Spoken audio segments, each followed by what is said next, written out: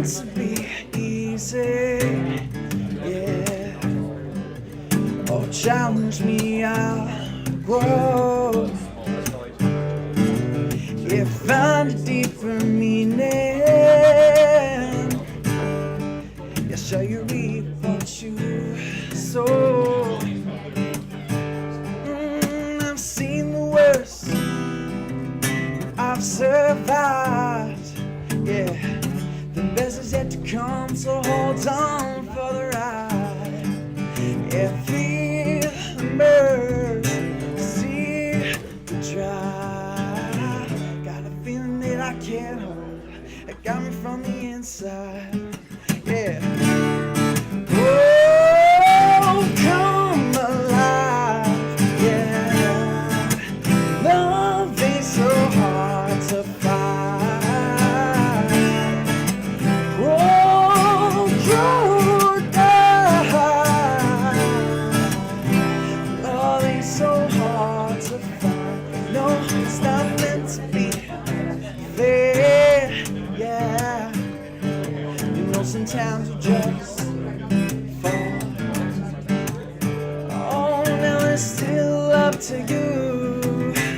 Yeah, you choose what it all means and what you're gonna do. Yeah. Oh, come alive. Yeah. Love is so hard to find. Oh, you're dying. Love is so hard to find. If nothing in life had any meaning,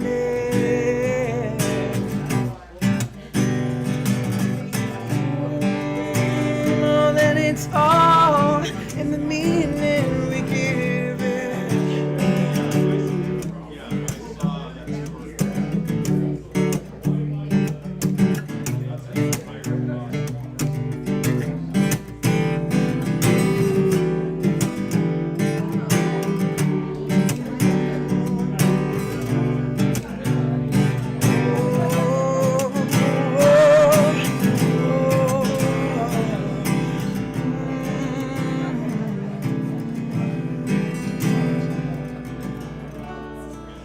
Oh, come alive, yeah. Love ain't so hard to find. Oh, you're dying.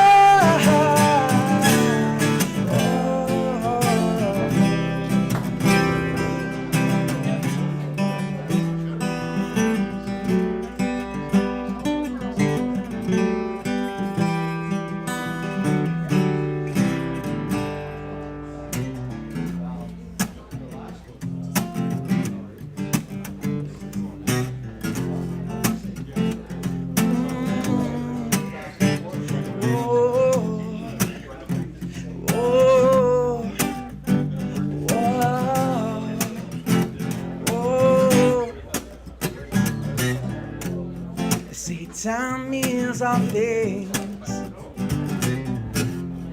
even heartbreak with broken wings, and then flashback the moments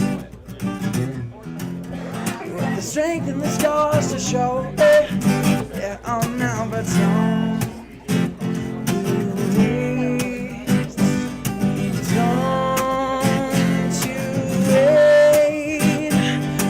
don't you wait another day, yeah, yeah.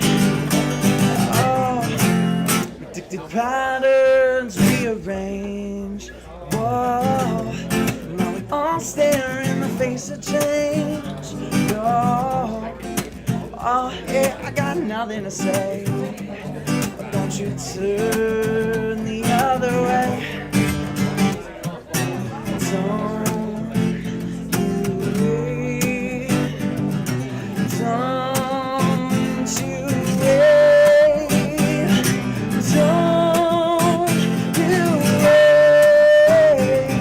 Another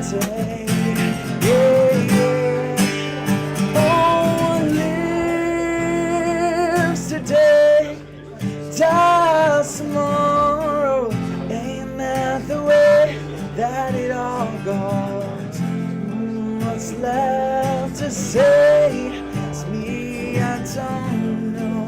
Moments fade, don't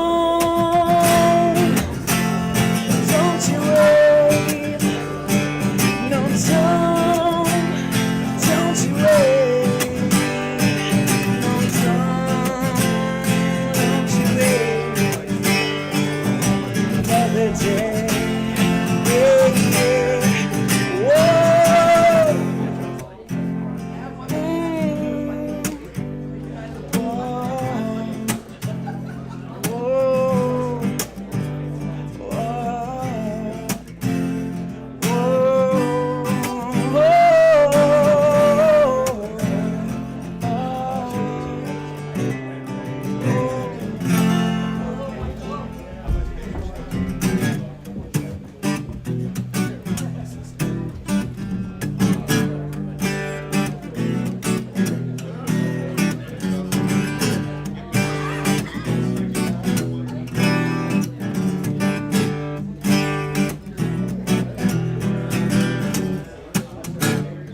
really it's at home, yeah, and it feels so cold. Then you set the tone, now I'm all alone, staring down the phone, feel chills in my bones, but it's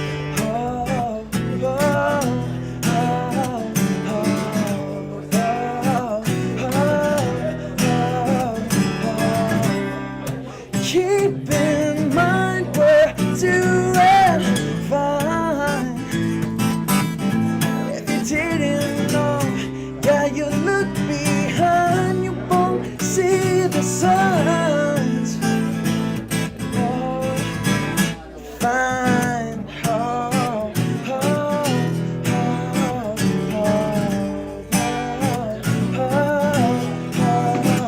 oh. So go ahead and run. Whoa.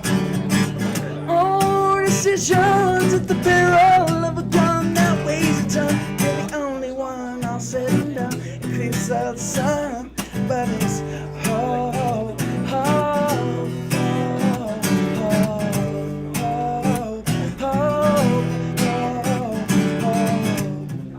keep in mind we're doing fine.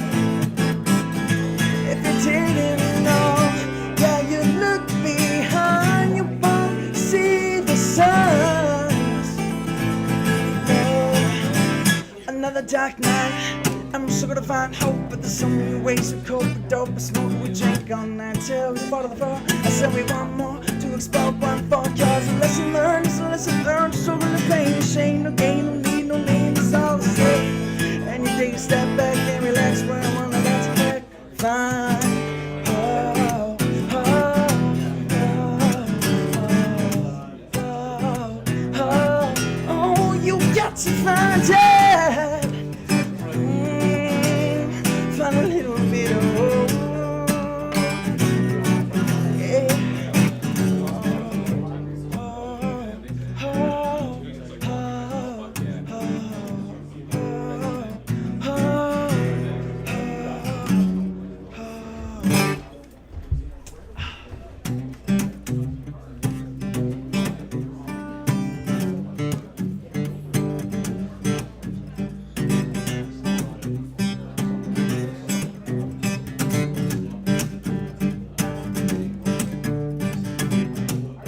All of my spirit left dying, lost in the illusions of being, and all of my conscience all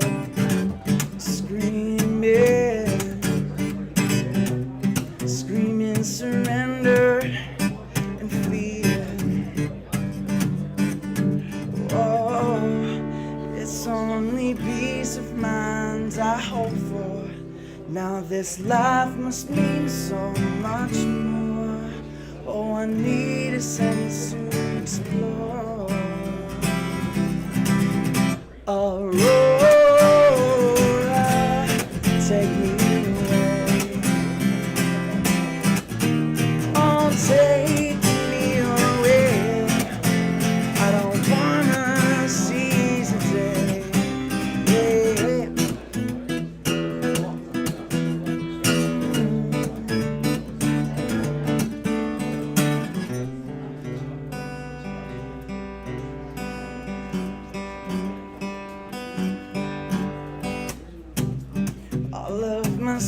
spirits enlightened, alive and soaring through the motions. And all this sensation, oh, is hiding. Oh yeah, ignite like a catalytic reaction. It's only peace of mind I hope for. Now this life must mean so much more. Oh, I need a sense to explore. A road take me away. Take me away. I don't wanna seize the day.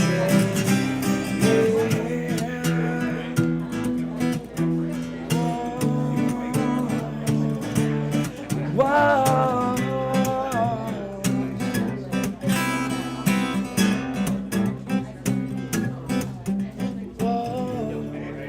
It's only peace of mind I hope for.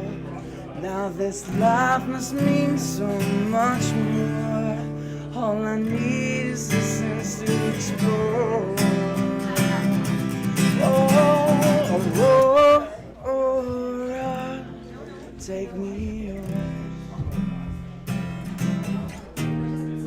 Take me away. I don't wanna seize the day. Oh, oh, oh, take me away. Yeah. Take me away. I don't wanna seize the day. Oh,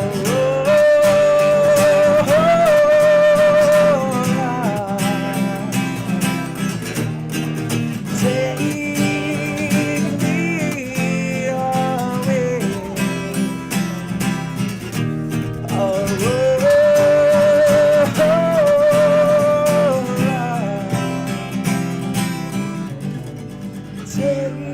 me away. I don't wanna seize the day.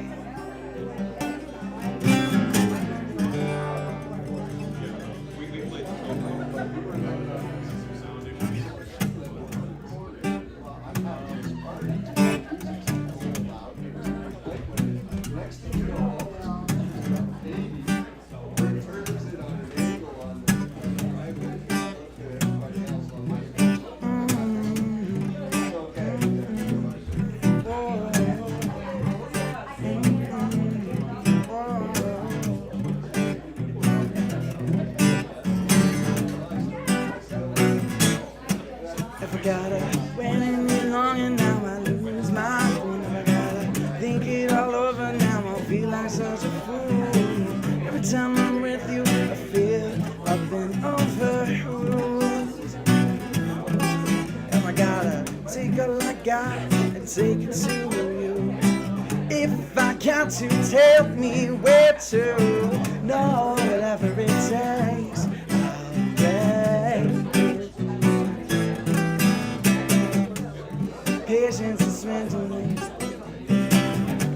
that's eating away, yeah. So sick of waiting,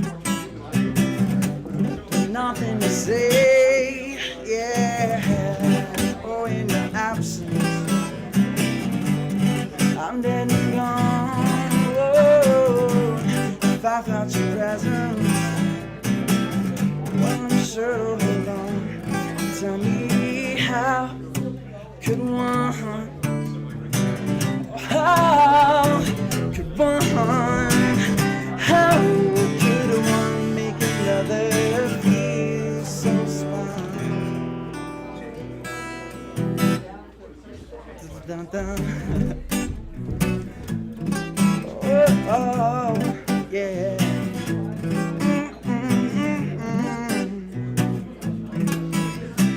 Sing it one more time. If I got it. wait any longer, now I lose my cool. Never gotta think it all over, now I feel like such a fool. Every time I'm with you, I feel I've been overruled. Oh, take all I got and take it to you. If I got to, tell me where to. No, whatever it takes, I'll break through. Tell me how could one, oh how could one, how could one make another feel undone, make another feel so smart. I feel undone, you know I feel so smart. Oh, yeah, yeah, yeah.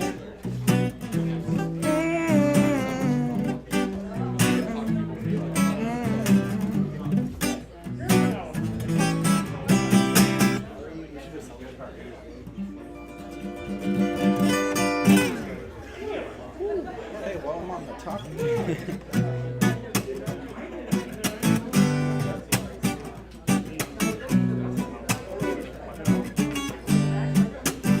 Yeah, boots come down on people, boots come down on people. Don't you know? Don't you know? Boots coming down on the people, boots come down on the people. Don't you know? Don't you know? You can't hide, hide away. Yeah. There's no sound. Oh, can't you hear the cries? Yeah. All this time we won't. That's all fine for the show.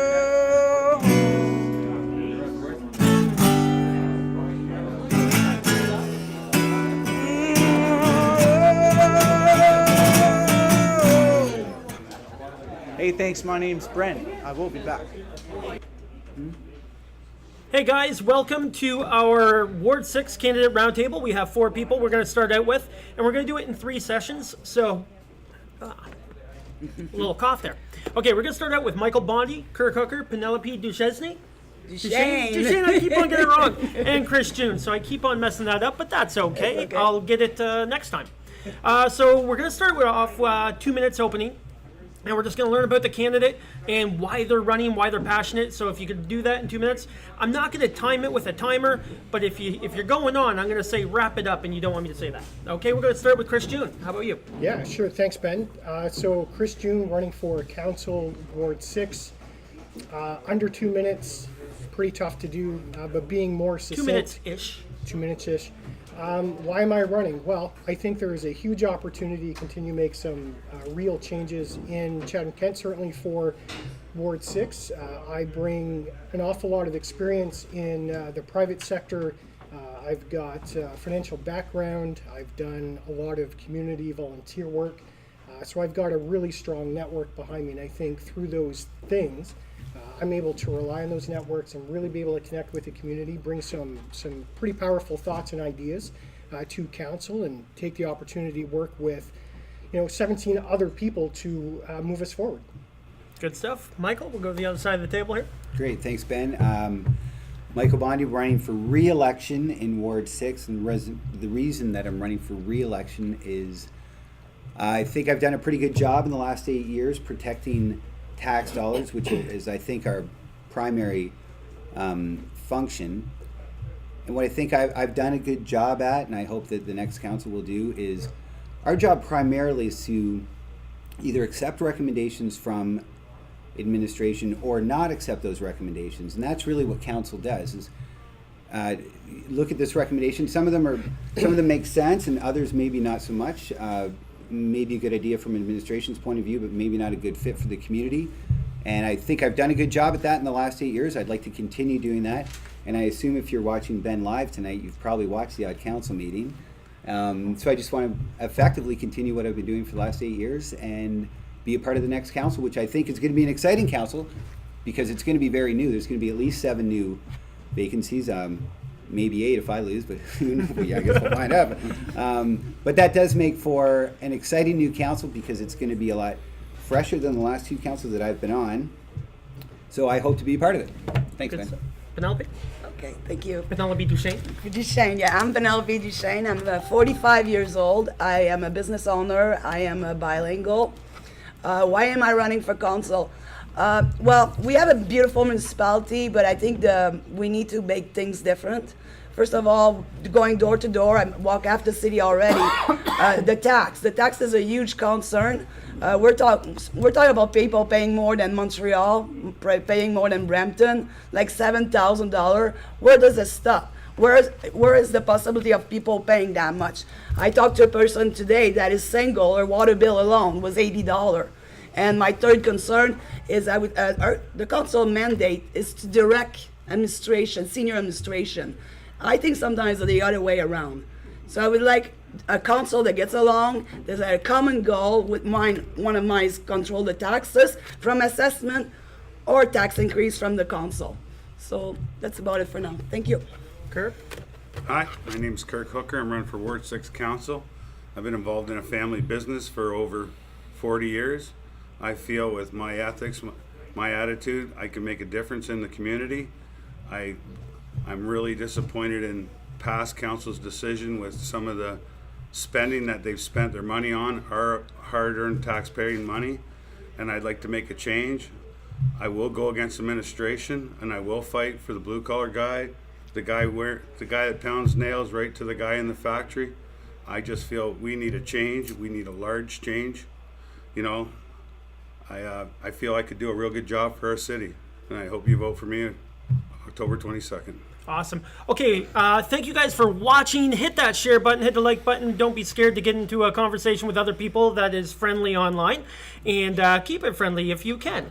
But thank you for watching, and now we're going to go into the roundtable session of this, where basically we discuss things. If there's dead air, I'll be silent for a minute unless somebody and wait till somebody speaks up. If nobody speaks up, and then I'll say something. Okay, we're going to start with a topic of zoning and affordable housing. So we all know the municipality needs more affordable housing, but there are some complaints on when affordable housing goes into different locations. For example, there is a church that's looking to convert to a 14-unit building of 1-bedroom units, and the area has a petition in place. Now, what can we do to, number one, get more affordable housing and make sure it's in the right spots? Michael, you don't have to raise a hand, but go for it. Thank you. I'm familiar with the project that you're referring to, and I'm sure most of us, or all of us are. All of council certainly is. And effectively what it is, there's a church that's closed on Dolson Road, and a developer would like to build 14 1-bedroom affordable housing, so it's geared to income in this location. There's a tremendous amount of backlash from the neighborhood because it's a bad fit. Like it's a very residential area, and the developer, and I don't blame the developer, there's a ton of provincial and federal money, primarily provincial, that's available for these types of developments. Now the province leaves the zoning to us. The zoning has been or will be recommended from administration to go ahead. Now, this is one of the examples I was talking about of when it's a bad example from administration, and this is a bad example, or this is an example of a bad decision. That's council's job to say, well, you know what, it falls within policy. And I've spoken to the planning department, and this development does fall within the policy guidelines, but it's just a bad fit. The residents, and I've spoken to many of them, they're not against the people that are going to live there. They're against the building. It'd be like putting their neighborhood's the best example I can think of. It's an entire neighborhood of single dwelling, primarily bungalow homes, and this will be a 2-story apartment building where there was once a church. So to go from a quiet, sleepy church to a very busy apartment building, just a bad idea. Just put it somewhere else. It's a big community. We've got all sorts of spaces for it. So this is an example of when council comes in as the decision maker and says, no, this isn't necessarily a good idea. This hasn't even come to council yet, but it will shortly. But if council votes against the development or the rezoning, which is what they're asking us for, it doesn't kill the project, and that's the job of council, is to send it back to administration to say, tweak it, make it more acceptable to the community. So that's this example. Zoning comes to council quite often, and 90% of the time it's easy. You do leave the expertise to administration because they are professionals. The planning department, they know what they're doing. And in this case, they do know what they're doing. It's just simply something that doesn't fit with the community. So that's the job of council, is to say, great idea, because we do need affordable housing. Every community needs more affordable housing. It's not unique to Chatham at all, or Chatham-Kent. But let's do it properly. Let's put them in the right place. And the provincial funding and the federal funding, there's tons of it out there. And sure, let's get it, but let's do it right. Where is the right place? Yeah, first of all, so I don't know that specific answer. There's, to Michael's point, that there are spaces available.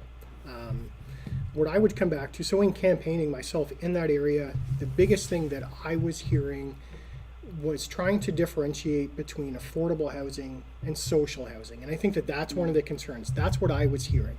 And I think that there is a difference in the sense of affordable housing, market rent type of costs, where versus geared to income type of cost. And I think some of the residents, the fear there was that, it was going to devalue property. So things that council has heard at the most recent council meeting, one of their concerns with 14 single bedroom units is that everybody was getting two parking spots. There was going to be 28 vehicles, and there was going to be more congestion and more traffic. There's a lot of children, that live in that area. There's a park relatively close by. And so there's a bit of a stigmatization, right, that comes with that. So I think part of the responsibility, now the folks that I had talked to were pre-process of putting out the petition. And so hearing some of those things, one of the responses though is they didn't feel like they were being heard by council. They weren't getting enough of a response to address their concerns. Now, as much as I say that, Michael is the one person that come to my attention by two of the doors that I was at that said he's the only person to have acknowledged at that point. So Points. yeah, those are definite points. So I think that we have to, first of all, separate those two things. There needs to be some logical thinking between where location needs to be. You've got to be able to have transportation access. What type of residents are we looking to house? Or is it going to be retired, semi-retired seniors? Are we trying to fix the solution for a particular group? Location-wise, it's not very far from a grocery store, which is important. If you don't have adequate transportation, probably makes sense to put it in that vicinity. Maybe not that specific location, but in that vicinity, because you've got to have adequate transportation to get, those retired, semi-retired folks that might not be driving just to get groceries. And we've talked about things like food deserts before. So you can't put it in the middle of nowhere just because there's a big open field. You can't stick affordable housing out on number 2 highway, because you're not really solving an issue. Awesome. Anybody else want to touch on that? I will.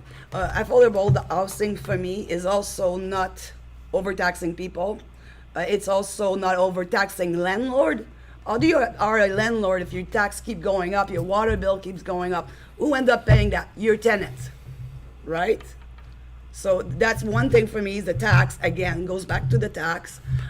Second, for example, I had a lodging home across my house with 25 people in it. And the city was not going to regulate it for over 2 years till a fire marshal walk in there. Could we do houses like that with 10 people? But the municipality doesn't allow that without almost being illegal. So that's a second thing, maybe lodging home. Why are you looking at me? Excuse me? No, because you know the case. That's all. And an example of administration do exactly what they want and council saying nothing except Michael Bondi. So It's like the Michael show. it was an illegal voting home with 25 people. So anyway, and third thing, we need to build more entry-level homes because our young people can buy home right now. Almost the cheapest home in Chatham you could find is $150, $200. The taxes are super high, and the stress test at the mortgage which is a couple point above. So we're kicking our young people out of the housing market as well. So it's not just poor people that need housing. It's also the middle class or the poor class where both are working at McDonald's, let's say. They have small salary. They should be able to afford a house too. Thank you.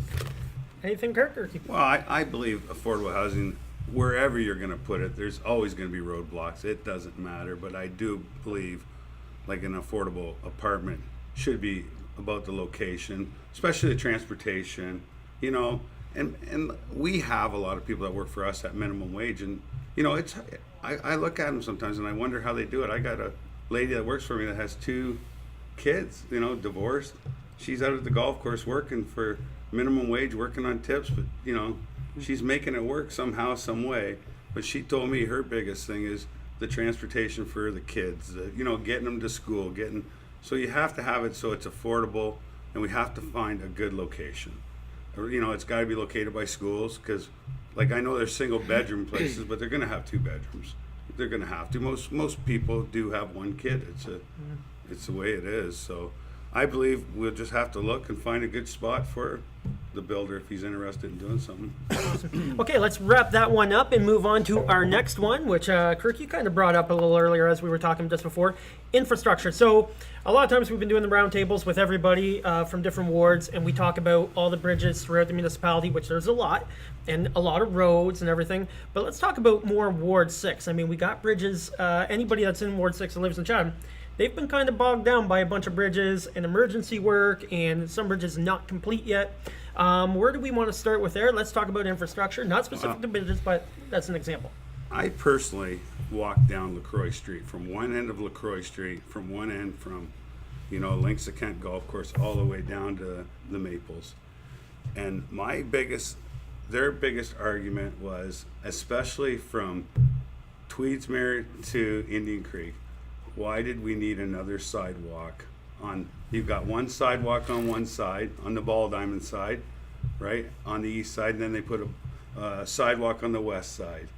Why did we need that? Like they're spending our money on stuff like that when some of our city streets are terrible. And like we're going into the winter here and there's potholes. Like who's making these decisions? Like to 1 point. yeah. I'm his cousin, so I don't. No, Not really. Okay. No, my argument is they're spending money on and I have nothing against sidewalks and that, but there already is a sidewalk on the east side of LaCroix, and the people on the west side of the street didn't want it, didn't need it. Why are they doing this? Like I'd like to understand that. To me, that's waste of money. Can I respond? You can do whatever you want. Again, it's a roundtable discussion. If you want to jump in, jump in. Okay, so yeah, that's one of several sidewalks that is unwanted by the residents. There was one on McNaughton about 7 or 8 years ago, and the folks along there came to me and said, we don't want it because there's one on the other side of the street. So, you know, there is a sidewalk. And at the time, the municipality paid for half the sidewalk and the resident paid for the other half of the sidewalk.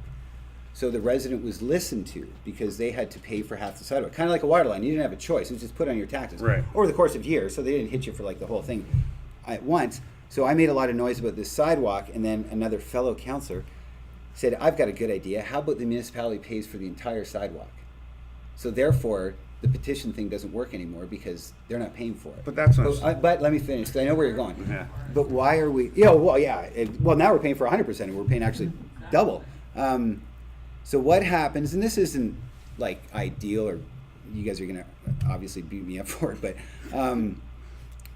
Public Works, Infrastructure, and Engineering is given a budget. They prioritize sidewalks. They use this provincial kind of matrix, which is a word I really don't like. And they come up with where should we put sidewalks, and there's a sidewalk budget, and they basically determine it, and they come to council, and we do approve this great big huge list of sidewalks all throughout the municipality. And you know, to cherry pick one and say that one was bad is pretty tough for us to do if we don't hear from anybody about it. Right. So there's this sidewalk budget that does get gobbled up, But could they take that sidewalk budget, Michael, and put it into roads. Yes. Well, if 12 people voted for it, yeah. Okay. But 12 people won't vote for it. Right. Well, maybe not now. Maybe in 6 months. So they do will. you think the residents on LaCroix Street should have went up to city council and voiced their opinion? Or would it have helped? Well, it probably would have made wouldn't have their deterred it, issue, would it? but it probably wouldn't have turned it around. Again, you need like more than 10 votes to change something like that, and quite often, council takes the recommendation of administration, and Right. that's Well, I'm just. So that's where you guys come in. Yeah. Could I keep going? Again, it's open. If Okay, you so I fill was, the it's funny space, because I was go on for it. LaCroix last week, and this lady's really not happy. She's like, we don't need another sidewalk. We just did our driveway. It's perfect. I don't understand. And then a couple more lady, the same thing. And then I go on St. Joseph Street, and it's a disaster. Poor men say, I've been here 40 years. They don't touch my street. I've been calling them, and it was really stressed because of St. Clair. And he's been calling City Hall for 3 years, and nothing gets done. And he's paying like $4,500. Is that right? And this lady's getting a sidewalk in a new street and she doesn't want it. We need to be more careful with our dollar. And it's like the bridge, starting like huge theater that we can't pay because it's $1 million a year. Bradley Center $1 million a year. But though we have crippling bridge, we might hurt somebody because you can't cross the bridge without killing yourself. It's like me buying a Corvette instead of fixing my roof. My bank will say no, but because it's just tax dollar, let's do anything we want. This is wrong, needs to stop. That's it. Again, when it gets quiet, it's almost like infrastructure is a big topic. So feel free to jump in Yeah, anytime you want. The only thought I can lend to this is that many times, council is tasked with taking a very big, broad view. So none of these things are ever decided in isolation. So you're not looking at just one sidewalk that will affect just 20 people. And it's not likely that all 20 of those people are saying the exact same thing, either for or against it. So the responsibility really is to think bigger, think broadly, make bigger decisions. And sometimes it falls into a bit of a bigger bucket. Respectfully, I've talked to a lot of people that say a lot of the same things. They have an opportunity to come to council to have those discussions and conversations. If they're really passionate about those things, get in touch with your counselor. That's our obligation, to be able to bring those concerns in a bit of an isolation and say, as we're thinking about these bigger, infrastructure type tasks, and what does that look like, that we're not neglecting, a part of those voices. And I think that's often what happens is you're never going to please everybody, and you're never going to disappoint everybody either. And it's a group of people that are trying to come together to make the most effective choice for the entirety of the municipality. And that's not an easy task to do on a week-over-week basis. So there really isn't a perfect answer, and it's challenging. So we need to, how do you fix that? Well, you don't. But what you need to do is be accessible and be able to be out on the street talking, at the door. If you're campaigning, you should probably be campaigning for the next 4 years also, and actually talking to folks. Otherwise, the silent majority, right? And that ends up being a bit of the rule. So there are some councillors that do a great job at getting out into the public and staying active and staying visible to really understand what folks are saying. But we just can't look at those isolated incidences and say, there's a stretch that's on LaCroix Street right by where my parents live that I think is fairly unattended. For sure, we hear lots of complaints about that. I've heard a lot of complaints about that. But equally, there is a number of people in another location that want a sidewalk, as an example, because it leads to a school and their children are walking, right, or being bused. You got to take those broader issues into that thinking process. I think that's just something we need to do a better job at educating the voters on. Now, on the topic of infrastructure, I posted something before asking people for questions, and there is out Baldoon Road, there is a road that goes out. Now it's more busy as Walmart gets busy and that area gets more busy, and it has a narrow shoulder and a massive ditch, and people are concerned now, as they call it, the death ditch, I guess. That's what the term was. So I've driven by it a couple times. I know what it is, because it is kind of scary. If you're in the winter, you might take extra precaution. What is the steps to go about, getting people to, kind of on the same page? They want some sort of rail or wiring or some sort of safety issue there. How would you go about that? Anybody? I go to Vancouver a lot, St. Philip, to teach in the French school, and there too they have pretty stiff ditch. First of all, and then you have your tractor, the truck with the big farmer going 100 mile an hour. So maybe speed limit to begin with, announce ice, announce dangerous situation, and maybe at first have police there a little bit, and the speed is down because it's winter and you might kill yourself. And some kind of guard, I don't know what's the most effective, the most economic. But so it's pretty simple, really. Slow down. Yeah. I'm from Montreal. I know ice. Slow down. You could put every barrier you want. If you're going too fast, you're going to fly through any barrier you put. So I don't know what the right answer is to this, but I live on that stretch of road. You've got the school that's right there, paved road. I think it gets tarred and chipped, and it is pretty steep, so I drive it every single day. Slowing down would be great. It doesn't matter if it's in the wintertime. It doesn't matter if it's in the middle of summer. People are just driving way too fast down there to begin with, because they're trying to get out to the north side of town, out to the superstore, out to Walmart, out to that location, and not deal with the traffic lights on St. Clair. That's probably first and foremost. And there is a school there, so it would be nice if folks just slowed down anyway. It doesn't help when you're transitioning from a paved road to a tarred and chipped road. Can you foreseeably invest some money to put some type of guardrail up? Don't know, but to me that's just a common sense thing. It's steep, there's no denying that. I pull out every single day of that location, so I see it. It is, Penelope, you're right. We could just slow down, that would fix the issue. I believe with the money put away, that we should be able to put a guardrail down that side, because there is school buses and everything running down that road. I travel that road a lot, going to the golf course too, Chris, because that's how I sort of cut back to the. But yeah, you can see it. That's a dangerous stretch of road. Is it gonna, hopefully nobody ever gets hurt or killed on there, and then all of a sudden it's gonna come back. Why didn't we do this? Like, obviously there's a problem. Let's deal with this problem. Like, you know what I mean? Just don't brush it underneath the rug. Let's deal with this and see if we can figure out a solution to the problem. I seriously think a guardrail is a good suggestion. It can't be that much money. I know, council is throwing away a lot more money on other things. This is a good deal. I believe they should have something done. Michael, you want to touch it or no? Not really, but yeah, I'm familiar with that. My kids go to school in Vancouver. And actually, some guy picked me up a couple years ago and took me for a drive out there and just said, look at this. Like, look at how steep this is. And it is very, very, yeah, for sure. But, well, there's no real but. The reason why there is not a guardrail is there hasn't, again, like these folks from Dolson, we're talking about that tonight because they've banged down our door. And I've heard about this road today on your Facebook feed. So, it's not on the front lines. It's a danger, and I'm sure we can find lots of dangerous roads. And, frankly, if we had all the money in the world, then sure, put a guardrail. But, because often in campaign time we talk about keeping taxes low, and in the next sentence we talk about, well, we better do this.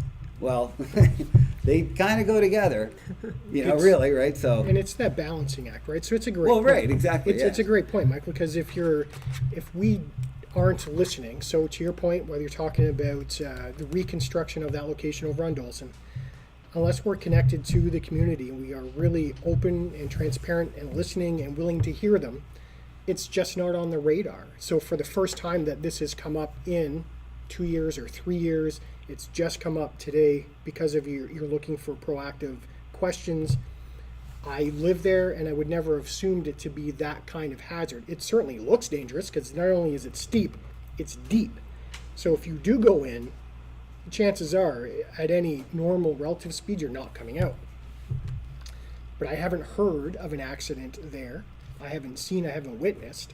And this would be the first time that's even come to my attention that someone has it as a concern, as something that needs to be looked into.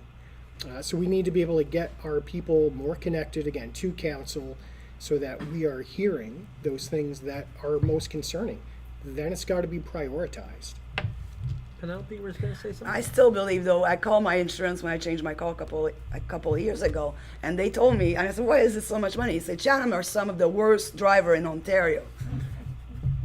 So, and it's no, he told me that, and that's why. If you call your insurance, he will tell you that. I'm not lying. So I'm like, I think everywhere people should just slow down in Chatham. It's true. So maybe something to the police to, my street, Park Street, is an highway. It's like, my God, how faster could they go?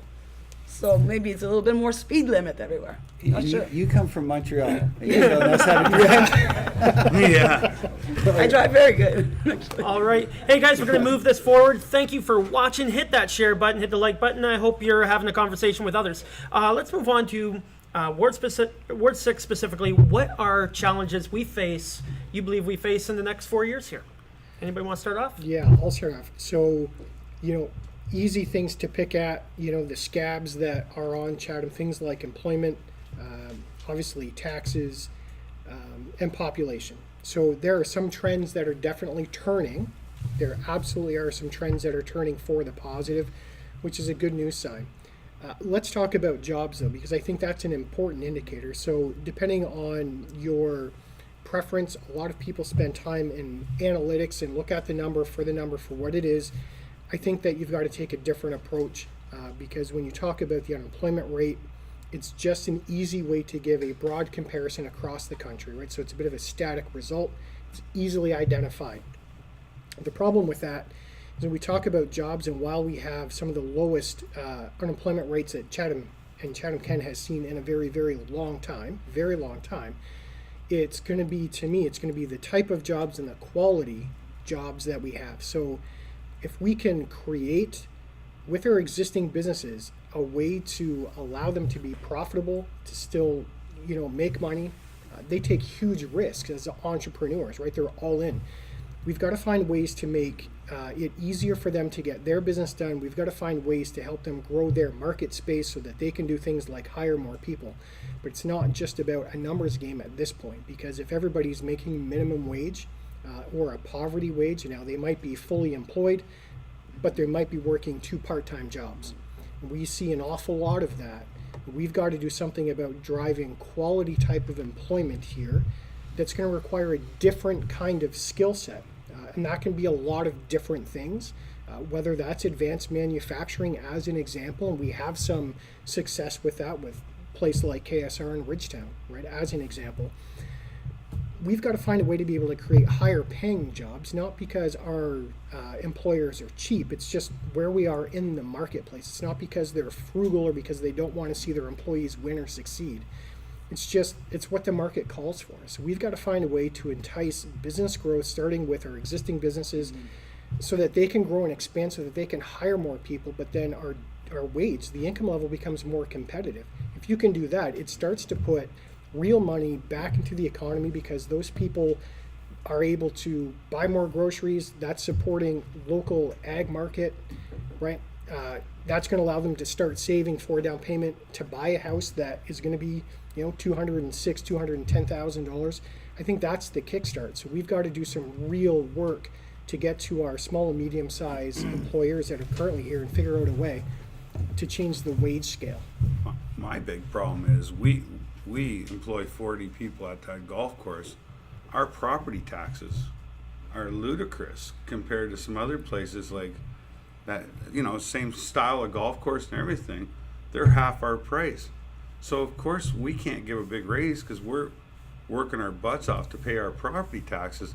I feel like being part of the business, can we give a business incentive? Like I know you can't do it, but lowering our property taxes will let us be able to pay better paying jobs. Like it's hard to make an honest dollar these days with everything going on. Like I just feel like you have to give the employee or the employer some kind of break or discount of some sort. Like I don't know where Impact comes up with these numbers for our property taxes. Like some people over in Braemar are paying my friend over there is $8,800. We got a waitress at the golf course that doesn't even make that a year. You know what I'm saying? Like that's not right. And like Penelope was saying about our taxes in Chatham, it has to be reassessed. People have to look. Like when we moved into our house on Missioner, we were like 2,300. We're 3,000, and nothing has changed on our street. It hasn't been repaved. It hasn't. You know what I mean? Of course, they're saying we've lowered our debt here, and I've heard it over and over. Yeah, because we've raised our taxes more and more. And we have to look at getting somehow to get the employers a better deal, to have the employees come up with a better wage, Chris. That's just, this is just on my... Kirk, I certainly don't disagree with you at all. There's a couple things that come into play. The municipality has taken a pay-as-you-go philosophy, so we're not going into more debt to do the things that we're currently doing, which is a positive thing. So as a business individual, I know you understand that. We're not paying interest payments on holding large sums of debt, which is just money that goes out the window. You're going to have your typical just everyday standard increases in cost that just mean taxes can't stay at a net zero perspective, because then you're not able to make the reinvestments back into the community. So I'm not defending anything here. I'm just saying from a practical standpoint, you're right. Where I'm agreeing with you is we've got to find a way to drive more business, and maybe that's more business startups. Maybe we have to take a look really hard at the entrepreneurs that we have in this community and say, how do we get you moving and get you going? They're a huge component of what drives the economy here. If we can do that, if we can allow every small business, if we can find a way to incentivize them in any way to hire just one more person, that puts 5,000 people back to work. Well, it's when the minimum wage went from $11.40 to $14. That was a huge hit for all these little mom and pop stores. Like, they're not, instead of having 10 people working, now they're only having 8. Right. And that's the realistic of that deal. Now, was there any federal, provincial, could we get help somehow to compensate? We have more mom and pop stores in town than probably we big employers. Our Navistars are gone, our Rockwell's still here, but you know what I'm saying, Eaton, Yale, all them big paying jobs are gone. And now it's put on to the taxpayers to make up the difference of... Let's wrap this one up in 1 minute. The biggest employer is the municipality of Chatham-Kent. That should not be this way. Also, what we could do is I talked to that couple, small little house on Elizabeth, 5,400. We say the average here, when you look at your tax paper, is 3,000. So give back that 2,400 to that couple. Let them shop. Let them buy window. Let them fix their fence. That's 24 goes toward business. The business could do better. We're caught in a vicious circle here. We need to be sorry. We need to be more creative, and we can't tax people to death. That's not the solution. Michael, jump in. Okay, just very quickly. You guys, you're on it. The primary thing that the municipality does is we set the tax rate. We don't set the impact value. They do that. So we're responsible for, they used to call it the mill rate. It's the tax rate. So you take the value of your home, you times it by this number. That's what you pay in taxes. We set that number. Our number is 3 times what Toronto's is. That's just the reality. It's 3 times. So there's that. Now that's the only way that we generate money, aside from provincial kick-ins, which are not grants because they come every year. So that's all we control. As far as business attraction, there's very little we can do. We can't incentivize business. We can't give you a break because it's called bonusing. You're not allowed to do it. Like in the States, they can say, hey, build a Toyota factory, no taxes for 30 years. We're not allowed to do that. We can barely buy them cupcakes. You can't do anything. So the only thing you control is the tax rate. And that's what we have to control, because business won't come here. Because greenhouses, why don't we have greenhouses? Well, there's a pretty good reason why they're all around us. It's the tax rate. Because the tax rates are much lower in Lambton, Leamington, etc. So that's what we control. As far as lowering the taxes, which, I've never voted for a tax increase because I think we can do a 0. But what we have to do is sort of take one for the team. And if we have a 0, then we have to reduce services. So, people don't want to pay any more taxes, but they don't want a reduction in services. And what happens, as you're all elected to council, you'll find out a budget. Administration will come and say, okay, you guys want to have a 0 tax rate? Great, we're going to close libraries, arenas, swimming pools. It's all the nice stuff. there's never any talk of reduction of staff or salaries. That doesn't come up. I tried that once. I almost got executed. It didn't go well, and it failed, obviously. But that's really where it is. If you want to reduce taxes or keep a zero, because Chris, you're right, inflationary rates are going to make everything more expensive. Find ways that we blow money out of control and waste money, and eliminate those. And that's council's job. You can find those things. Size of staff, like there are departments I don't even know what they do. Like for 40 hours a week, there's 3 of you guys. Like what a home shopping or something? I don't know. But like that's where we have to find it, because there's only one way to make this place more attractive to business, and that is to reduce taxes. Because we can't build them great big arenas and swimming pools and running tracks and marathons without a tax base. And there's very little we can do to create that environment other than create that environment, which is saying we're not going to murder you in taxes. Anybody that's going to build a factory, obviously they're going to do their homework. They're going to say, oh, so the tax rate in Chatham-Kent is 0.03. Now, if we go over here to Lambton County, it's 0.016. Well, that's a difference of $1.9 million a year. So how do we compete with that? You know, Cupcakes is not going to do it. Cupcakes aren't going to do it. Hey, guys, thank you. We're going to wrap it up here by going around the table 90 seconds to kind of give you their last pitch on why they should vote for you. And let me remind you, you should be voting. You have so much opportunity. Online voting is available until the 15th. So after tonight, feel free to get out there and vote online if you haven't already. And I also want to say thank you to the sponsors that got us here today.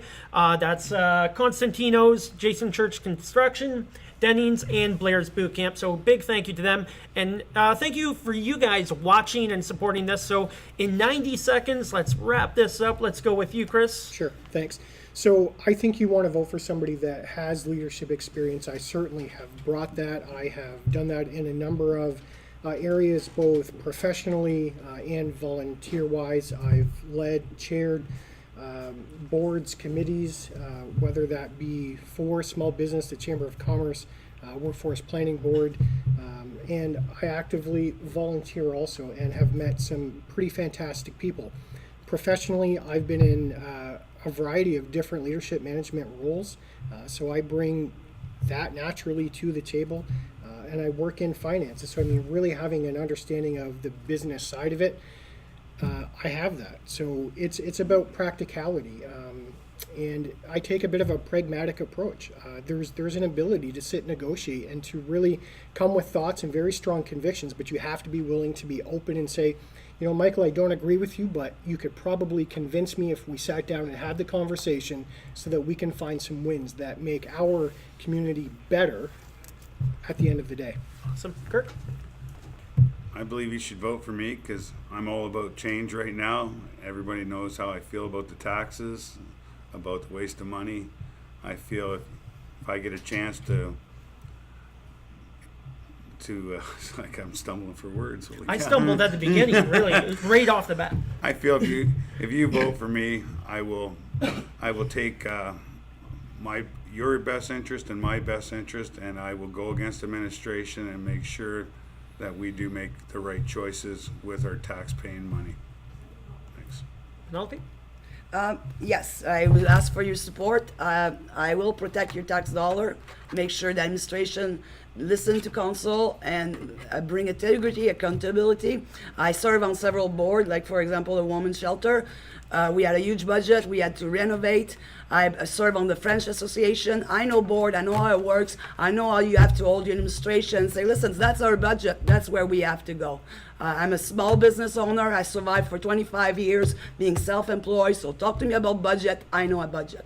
Thank you. And also you can visit my website with my full platform, PenelopeDuchesne.com, www, and it's also in French. Thank you. Have a great evening. Thank you, Ben. Thank you. And before we wrap this up here, Bren Dube is going to be coming on right after for 10 minutes to play some tunes.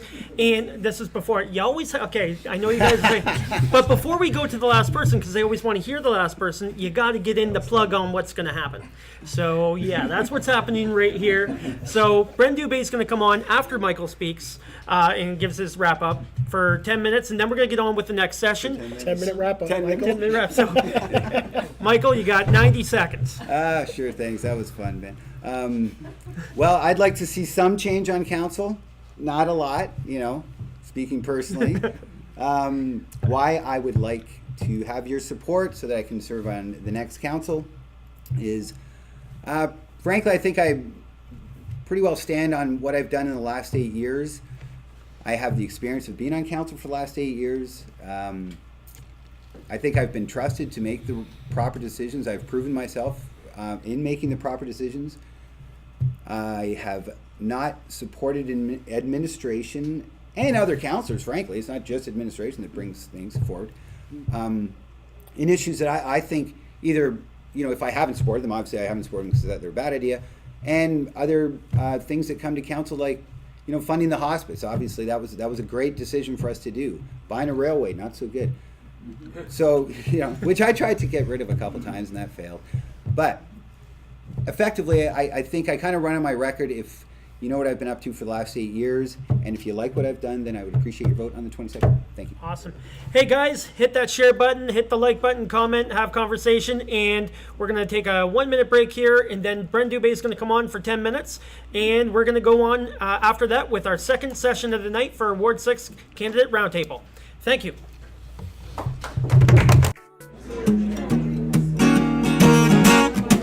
Whoa, yeah.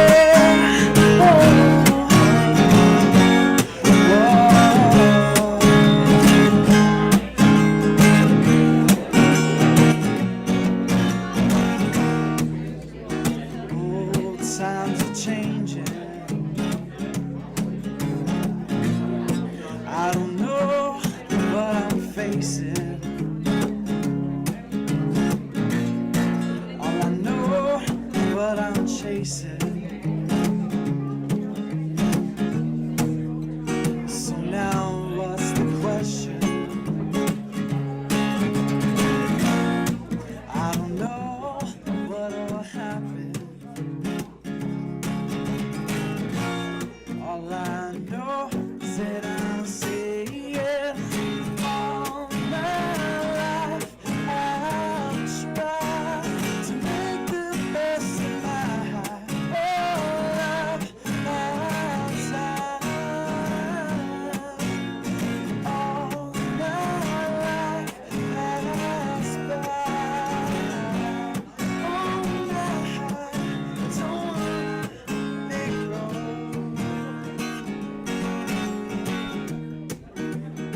Fortunes unfolding.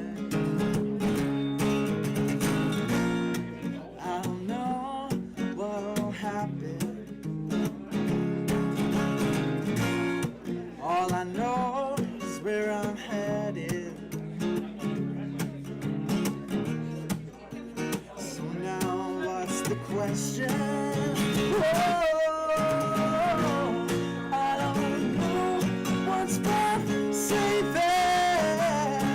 No, all I know is that I'm saying all my life I'll try to make the best of my whole life, my time. All my life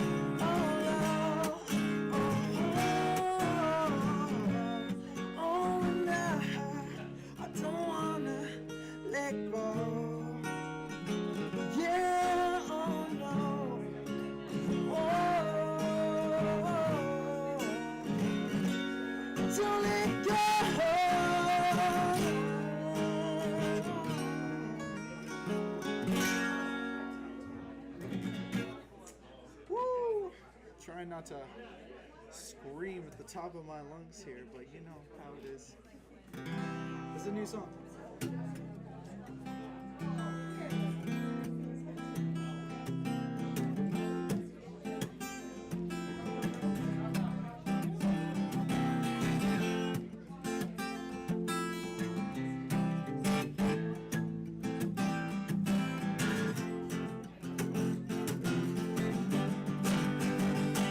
What am I to think?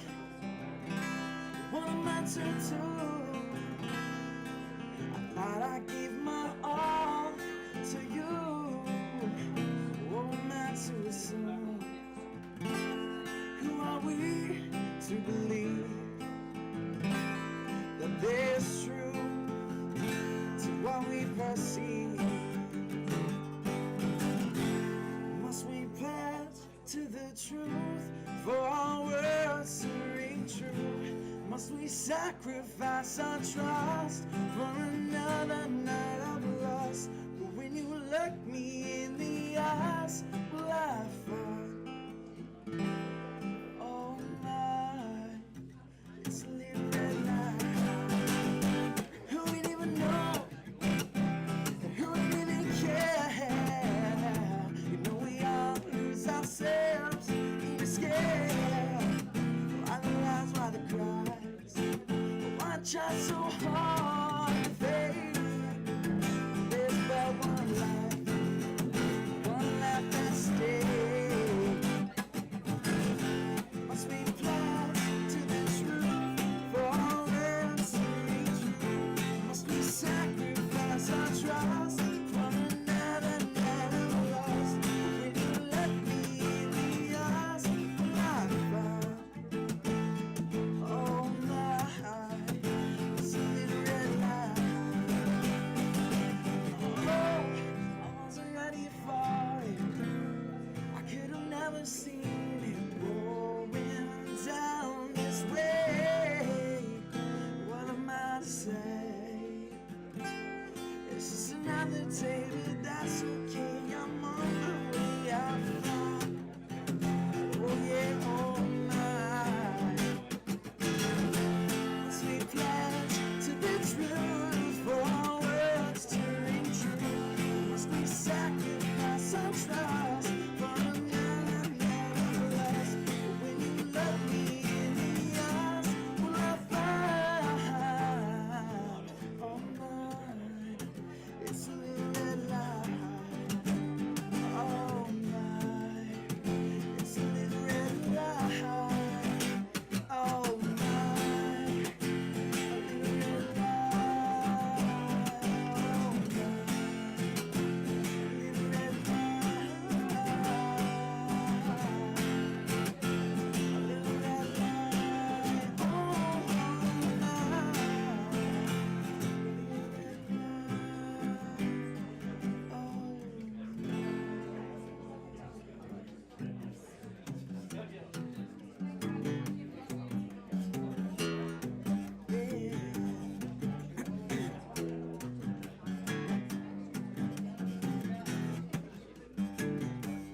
do you mind the awakening, your rising revolutions?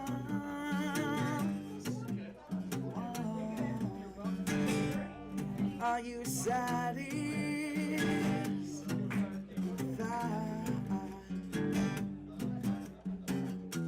At least for tonight. Is there enough space? Locked in a cage, yeah, yeah. No. Do you feel lost in space?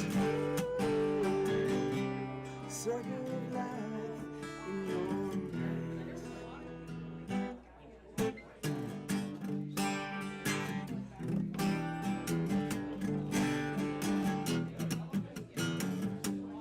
Would you mind the awakening or the uprising revolutions? One.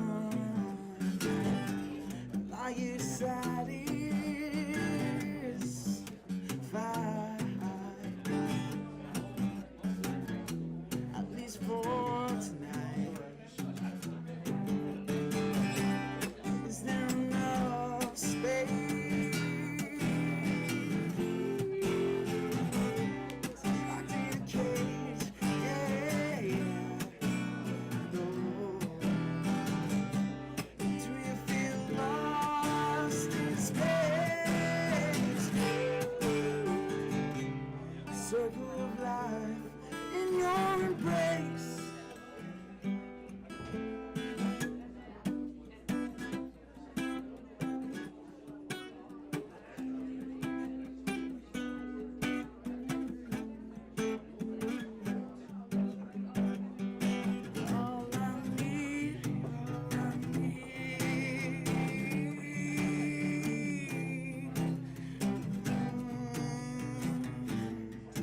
Within me, all I need, all I need, all I need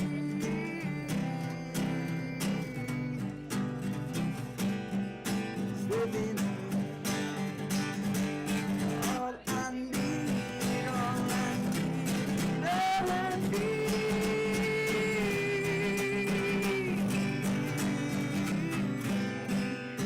is within me.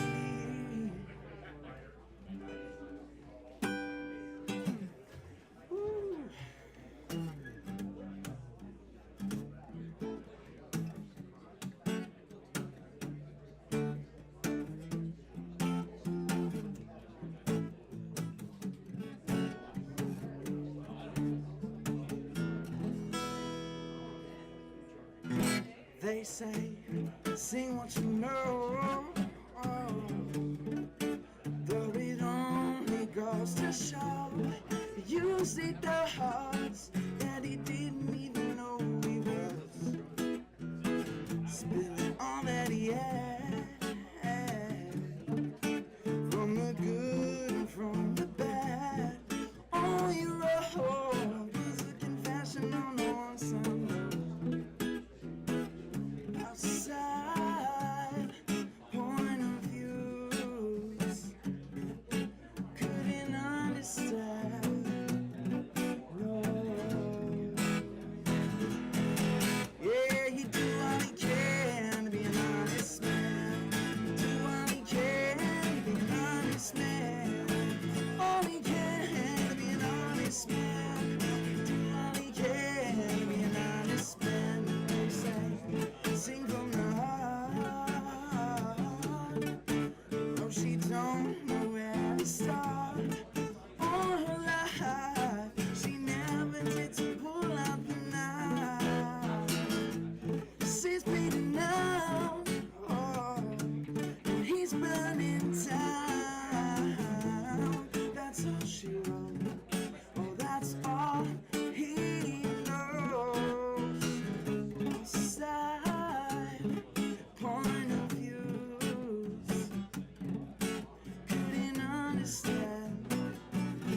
No,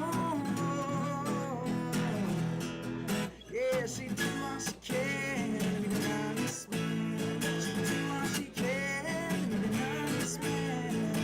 All she can to be an honest man. She do all she can to be an honest man. Finally, they come to see the truth in this disarray. Oh, honestly, I can't believe the lost so along the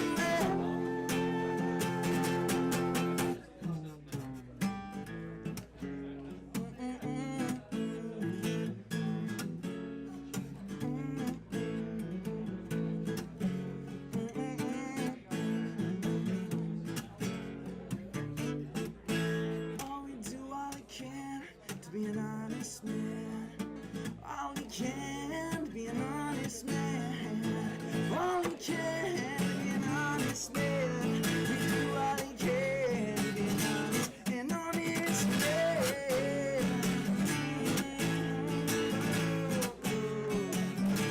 An honest man.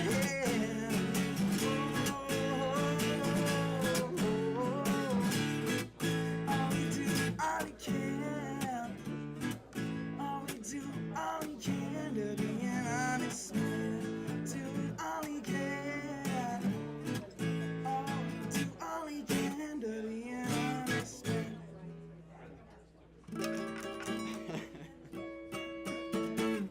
Awesome, thank you.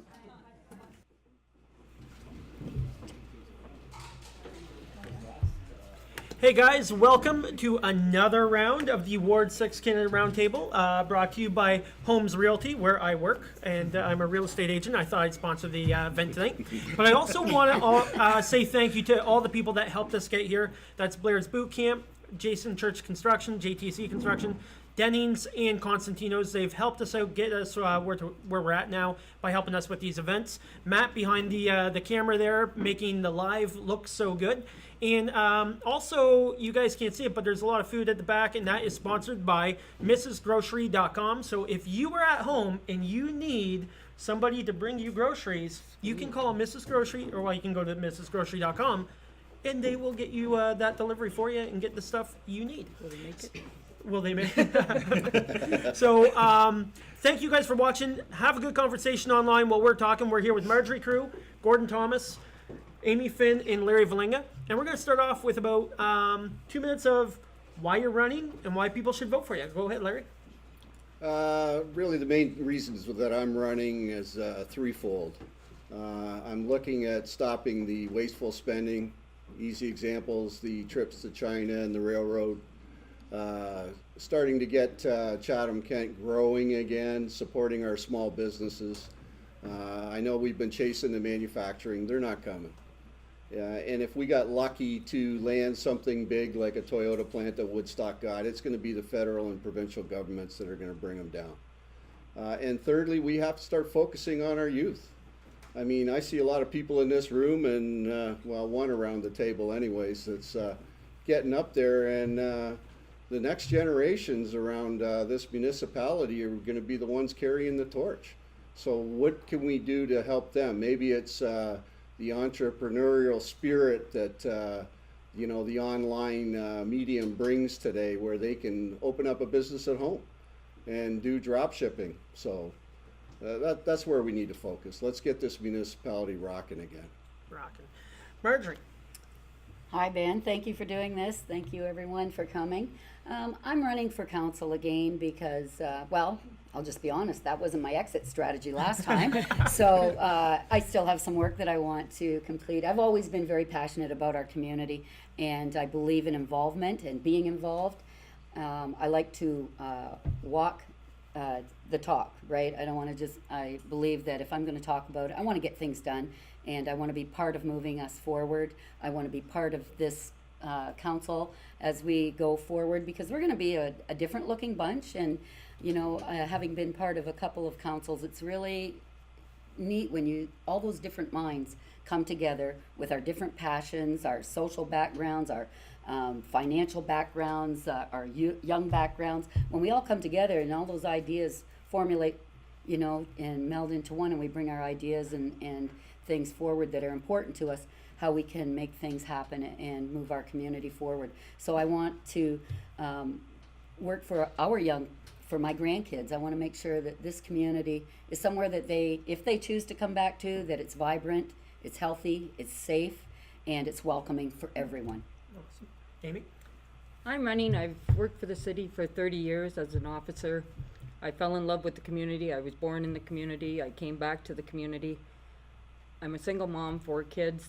I'd like to see things for families to do, get them involved, and definitely have them come back. I have friends that thought they'll move up to Owen Sound. They've come back. It's home. We need to, like I said, make this the best community. We're unique. Let's utilize it. Let's make it the best. All right. Mm-hmm. Gordon? So I am, I guess, the representative youth on this panel here. The reason why I'm running, what I want to bring to council is a complementary role. I think I can work and do a good job of working with other councillors to ensure that our decisions aren't just being made, but they're being made well. We're making good decisions. And I think that really starts with understanding what we can actually do as council, because what I've heard over and over again is that we simply defer to administration to tell us what we can and can't do, and then we vote on it. But I think we need to take a more proactive response We've seen issues related to infrastructure, transportation. We're now talking about purchases that we've made in error and what are we going to do now. I think all of that begins with making a proactive response.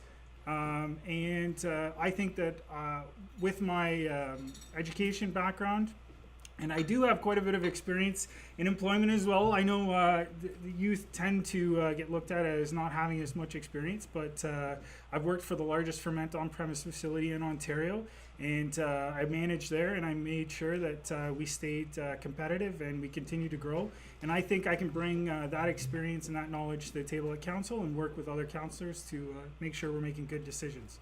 Awesome. Okay, now we're going to move to the roundtable portion, and that's where the candidates can just discuss topics. I try to stay out of it as much as possible so that they can discuss with one another, so nobody has to raise their hand and chime in. They can just kind of pick their spots and go in. So I picked a couple topics that were based on what people commented before, but now I'm going to let you guys just go with the topic and go and see where it goes. So Marjorie, we're going to start with you. And you can Okay. pick a topic, and then let's discuss it. All right, so Ben gave me a little heads up that this would be what we would be doing. So a lot of things that I'm seeing right now and hearing about, and I'm sure you all are, is the downtown issues in the downtown Chatham area. And they're very complex. There's the issue with the Victor Boutin's building, the long time, I don't know, 8 years, 9 years in the making. It's up there. It's getting there. The sidewalk's open. There's also the issues of visible homelessness in the downtown areas. There's also the issues of seeing the drugs and use in the downtown areas, and they're very complex. And you know, I believe that, and I know, and I'm going to say I know, that these issues cannot be solved by the police enforcing and throwing people in jail, and you can't just give people money for housing. Sometimes folks don't want to be housed. Sometimes there's mental health issues that are at play. A lot of times it's mental health, addictions, all of those different things. We need to come up with a strategy that is, we already have a drug strategy in Chatham-Kent, and it was endorsed by council. The problem with the drug strategy, no financing for it. If you can't fund the strategies that you have, whether it's the Tecumseh Park master plan or whatever it is, if you're not going to fund it, it's just a waste of money to have that plan put in place and not brought out and, you know, be looked at, revitalized, because things change. When you have a strategy, you have to keep it living. And I believe with the drug and mental health strategy that is developed by all partners. You bring together the police, you bring together mental health, you bring together housing, you bring together Salvation Army, all of those social people and agencies that have an interest, the citizens, and everyone has a role in this. It's not just those agencies I mentioned in my babbling there, but it's the community. It's the whole community. We all have a part in that. And if we don't take it seriously and step up, it's not going to happen. But it has to be funded. You know, is it public health that should hold this? Who should be the keeper of that? And you know, I'm not the mastermind behind any of these things, but I do know that we need to come up with plans, work your plan, and work it in collaboration with all of those people and agencies that have a vested interest in the downtown and the businesses and all of those people. We need to come up with that, and we need to fund it, and that's, I'll let other people talk about it now, because I know. Well, I'd agree. Our downtown area is definitely underutilized right now. Go for a walk downtown. Very rarely do you see the numbers we used to have. Summertime, why aren't we bringing bands in anymore? Get people downtown. The drug issue, yes, it's everywhere. I would, in a perfect world, like to say that we could patrol it as officers. There's a lot of things we can't do. It's regulated by law. We can't just, if they've used drugs, we can't arrest them. We have to prove that they're a threat under the Mental Health Act and it's not drug induced. We've taken them to the hospital. The hospital won't touch them because there's drugs. In a perfect world, I'd be able to take them, put them into detox for 2 days, let them go through the system, and then work with them. Our hospitals are full. They have a limited number that you can actually take up there. if there is a mental health problem. But like I said, you have to deem there's a mental health issue and not a drug issue. Intoxicated, our laws are right there. We can take them in. But it's a very, like I said, in a perfect world, we need the help. We need the programming. We need the facilities to help us. Yeah, that's true. And, you know, police get called all the time for people downtown, and I shouldn't say that. People that are bothering other folks downtown, not just wandering around or sleeping.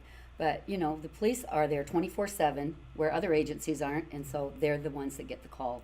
The police shouldn't be called for mental health concerns, and that's usually what it is. So, you know, that's why we need a partnership, we need a strategy, and we need to work at it together. Would it be a perfect thing? No, but if you're not going to start by collaborating and working together, and that goes for everything that we do in Chatham-Kent. We need to work together and, you know, respect each other's opinions, and you know, if someone comes to the table and they're an expert in finance, you know, I've always listened to them because that's not my expertise. But when I talk about, you know, neighborhood issues, that's where, you know, I know what goes on in neighborhoods, and that's how you work together, and that's how councils should work together. Yeah.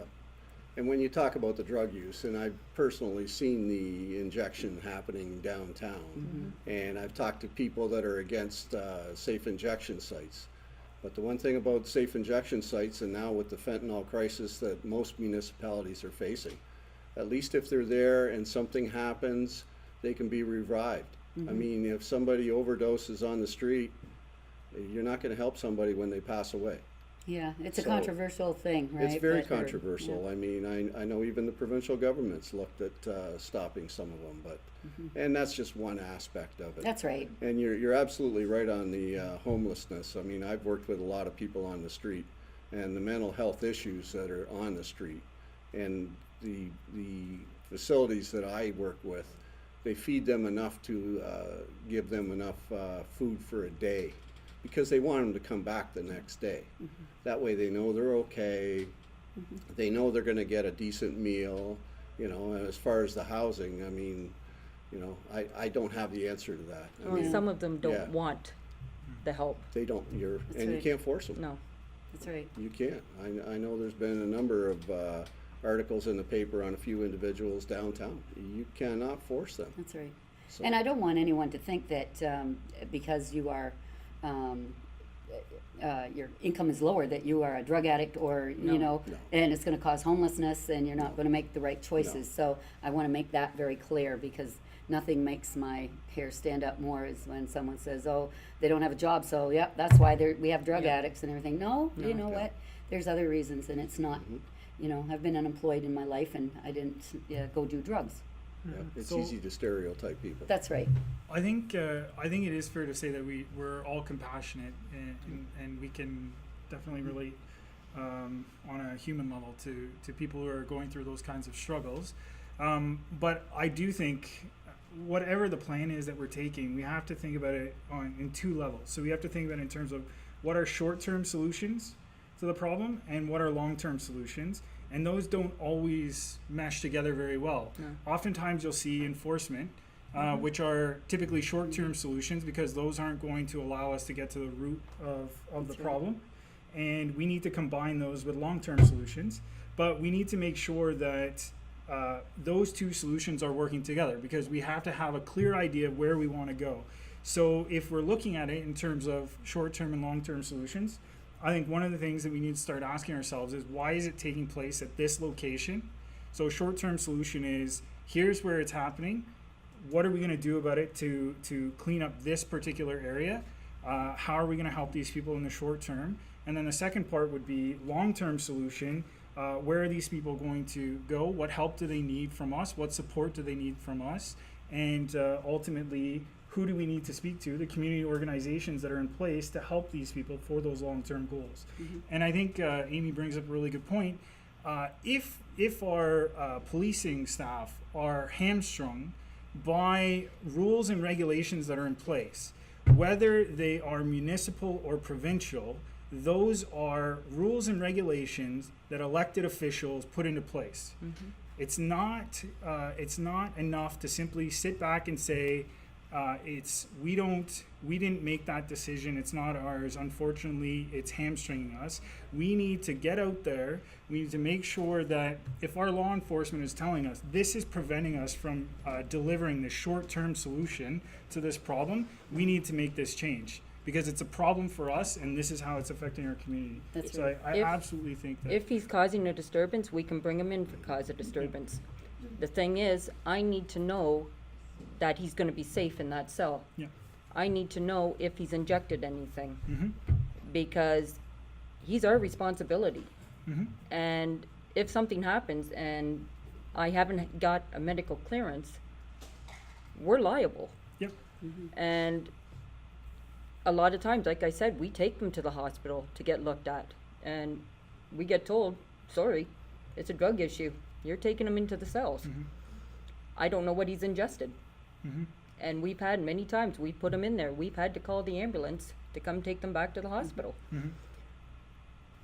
Like I said, it's a whole thing. On Mental Health Act, we have certain rules we have to follow. And just because he's on drugs, I can't take him in under a mental health arrest. Yeah, and to that, there's gaps in the system, clear gaps. And, you know, with some of the projects I've been working on, those things are very clear and they're frustrating from a policing standpoint, from a housing standpoint, from a social services of all sorts. It's frustrating.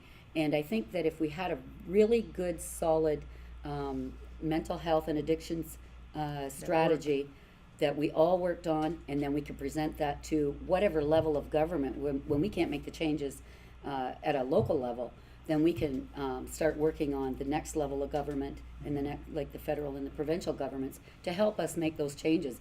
We're not the only, we're unique in some things, but we are not unique in this. And, you know, if we can all learn from each other, you know, work with other communities, what works, what doesn't work, you know, it's becoming very visible in our community because of a few things that I think are, you know, there's the AIDS support building is closed.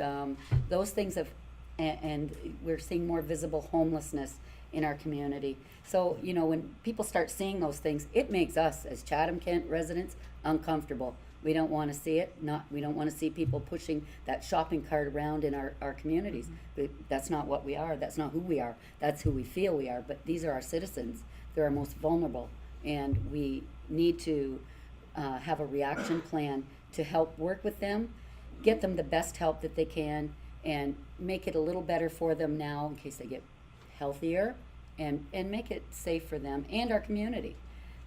We have a responsibility to everyone, the citizens, the taxpayers, and, you know, the fellow or the young ladies that are out there living on the streets, or you know, the invisible homelessness, the couch surfers and things, you know. And there's a lot of good work going on in our community with employment and social services and housing and everything. And yeah, I don't want to hog all this. I'm sorry. No, You got me on my soapbox. But like you said earlier, it comes down to funding. And we heard That's in the right. last round table, you know, Yeah. infrastructure. We've talked about transportation. They all go hand in hand. They And absolutely we do. heard about taxes, right? Well, here's another corner of the box that needs funding. Yeah. And we have to decide, you know, prioritize what's important. That's right. All our You know? services are not free, and it takes Absolutely manpower not. to make them happen. Yes, I definitely think that's true, but I think Amy did bring up a really solid example of here's waste in our system that we need to get rid of. So if you know, if an officer goes to the scene and they pick up a person who we're not sure what the actual issue is that's affecting this person, we take this person to the hospital. The hospital says no, we're not taking them. Take them back to jail. And then now we have to call the ambulance again later on because we didn't diagnose them correctly in the first place. And why we didn't diagnose them was because of a legislative problem. That costs money. Every right. trip back and forth Well, and then is you have an wasted officer money. sitting there with them. Yeah, absolutely. So if we want to talk about being fiscally responsible, getting money so that we can put it into these types of initiatives, that's the type of waste that's in our power, that's in our control, that we have to get rid of. It's a perfect example of a complete waste of money and definitely not helping the individual, all because of a simple legislative problem that elected officials have within their power to fix. And I think that if we could get clear in the municipality on issues like that, things that we as councillors are voting on, whether administration thinks it's a good idea or not, we can have a discussion. We can have a debate about that. We can see where this type of waste is, and let's get that in order first. Let's get that fixed, and then we'll know where we have movement, where we can make movement in terms of where we can spend money and how much money is actually available, because we actually have a clearer picture on what we're spending our money on. Well, some of those people do want help, but it's getting them the help. Yeah.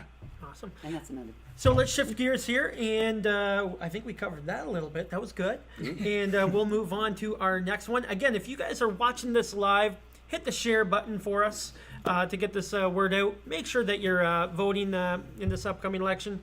And Larry, let's go to you. What do you want to talk about? I think the biggest thing that I see in Chatham-Kent right now is a lack of real growth.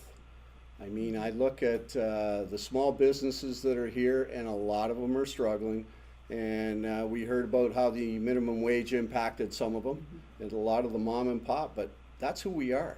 We're not the big manufacturing center anymore. And trust me, I work in manufacturing, and they're not coming to Chatham-Kent. We're not in the situation that we were 40 years ago. So we have to support our small businesses and help them, do whatever it takes to help them grow. And a lot of them, I mean, I had a few ideas that I threw out there, you know, about the CK series. You want to talk about downtown? Let's shut it down on a Saturday afternoon. And just a quick example, you know, we'll invite all the pizza joints in Chatham-Kent downtown for the best of. And that's just one idea. So, you know, it's a family thing. If you need to get an alcoholic beverage, there's 5 licensed establishments down there. But it's a family thing. It helps the small businesses. It gets the word out, and people from outside Chatham-Kent say, hey, that'd be really neat to attend that, you know. And part of that too, I mean, I'm a proponent of the interchange at Charing Cross Road, because those people are flying up and down that road at 100 kilometers, well, maybe 120. Yeah. But they got pockets full of money. They're looking. Go out to Colchester and look at the wineries out there and the traffic that's out there and the people spending money out there. We need to get that new money here.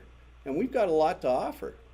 You know, I mean, just quick examples are beaches, you know, or maybe even a triathlon there. Yeah. So, and you know something, with growth comes what? Tax money.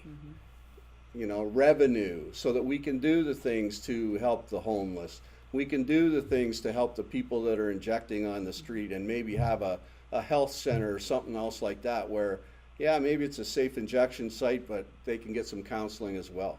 You know, and maybe you save a life. But I truly believe that until we get growth going in this community, everything's going to stay the same. I mean, we've been watching it for decades.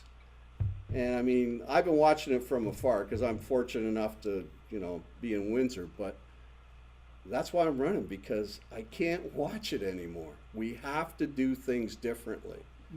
And we have to come up with ideas out of the box, but it really starts with small businesses. And we have to support those small businesses. Absolutely. And encourage them. Make it easy for them.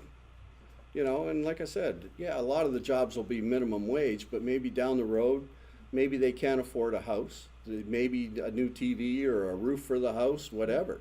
But those are more jobs. And all that new money, we're all of us sitting here, we're the base economy. We're the top of this table that I don't want to touch, right? So we're the base economy. That new money that people bring in their pockets to spend here, that's the new activity. And that starts to circulate. And I've used the example of the baseball tournament in Toledo that we went to. 83 teams. Probably each team left behind $6,000 to $10,000. In one weekend, that was $750,000 of new money in that economy in one weekend. So think of what we could do with that. Well, just on anything. We have the art in the park. We have the festivals. Every community, you support it. We're not just Chatham. We're not just Tilbury. We're Chatham-Kent. you support the others, and it encourages other people to come in, because you tell two friends, they tell two friends, you put it out there. You get people to come into the community and enjoy. That's right. And I think that we're talking about festivals and things quite a bit.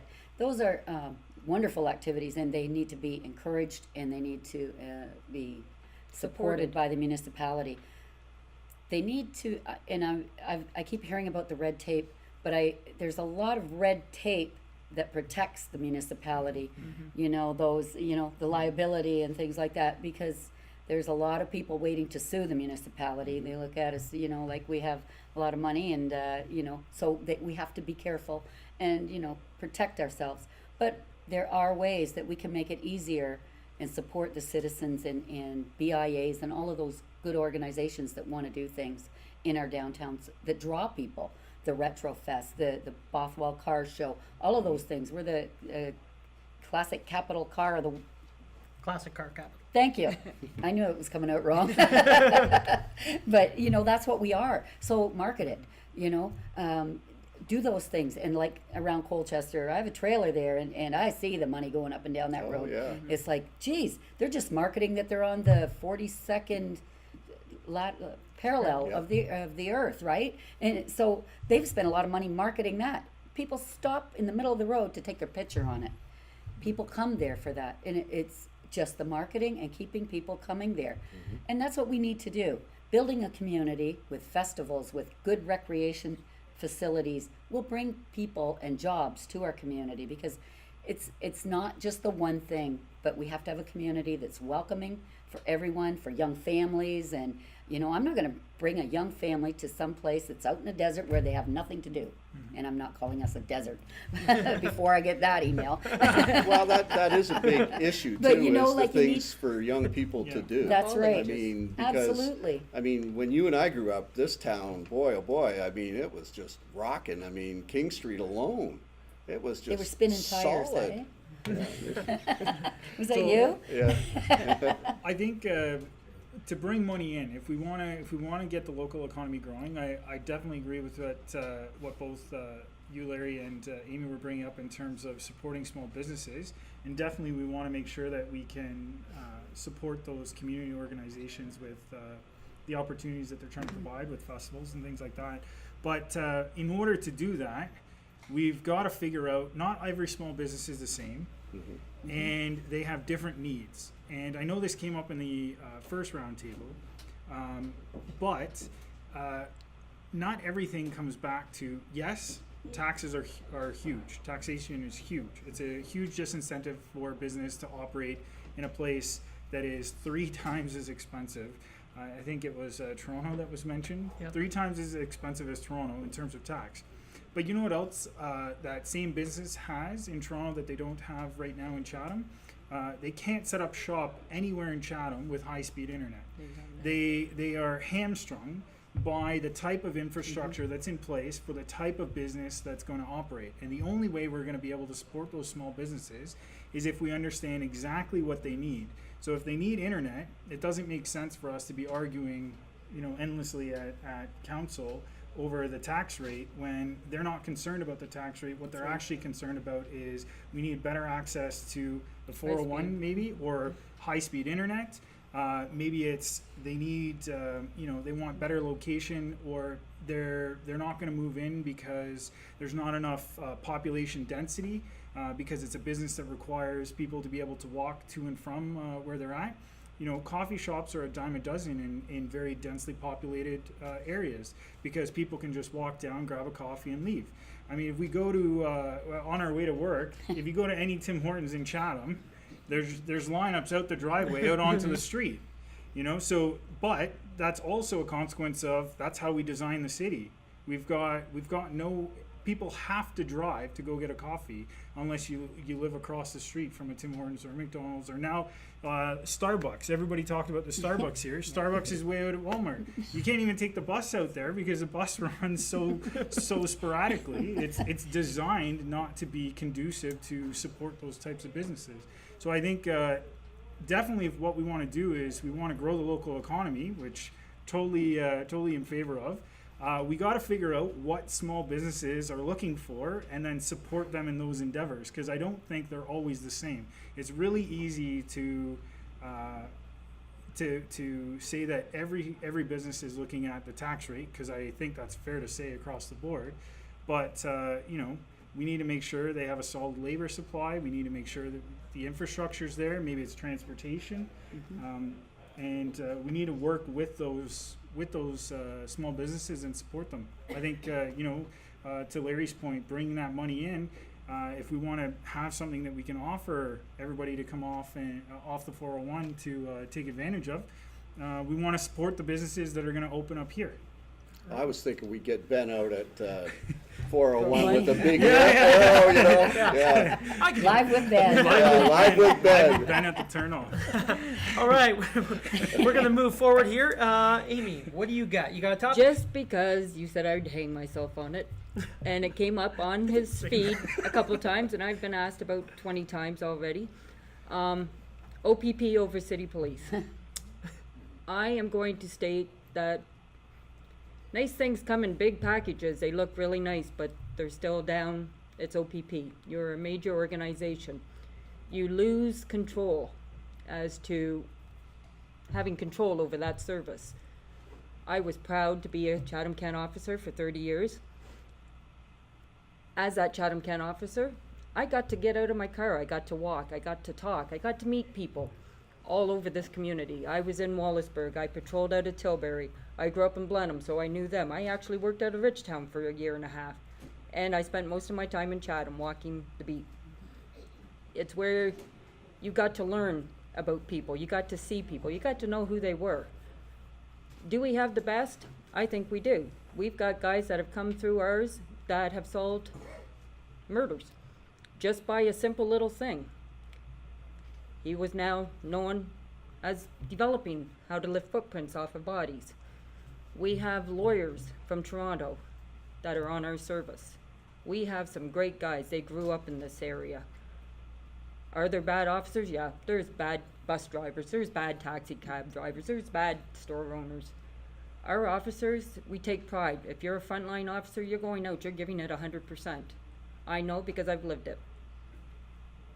Like I said, we do the job. We may not be the fastest, but we're getting dog calls. We're getting neighbor disputes. We're getting simple little things that you may think is simple and we shouldn't be going to. But when you have two neighbors arguing, that is a top priority to those two people. We're going there to help them out and hopefully solve things. I say if it's not broke, don't fix. Can we tweak things up? Probably. But we have civilians that help us out. They're our backbone. OPP, you go in. When you arrest somebody, you are the beginning to end. You're off the street doing reports. We have civilians that get us back out on the road doing what we love doing. So I say, yeah, I like our organization. We can work with it. And we've got some really great officers if given the chance to show. All right. Anybody else want to touch it? Sure. I've been on council and it's come there a few times, and there's always people that say, it was better in the good old days, when the OPP were there, they were always right there. Well, we are Chatham-Kent Police, and they had the OPP, they requested a costing. They came and they gave us, and I'm just going from memory, which is not that great. They came and they gave us a costing, and it was reflective of what Sarnia had, and I think it was 800.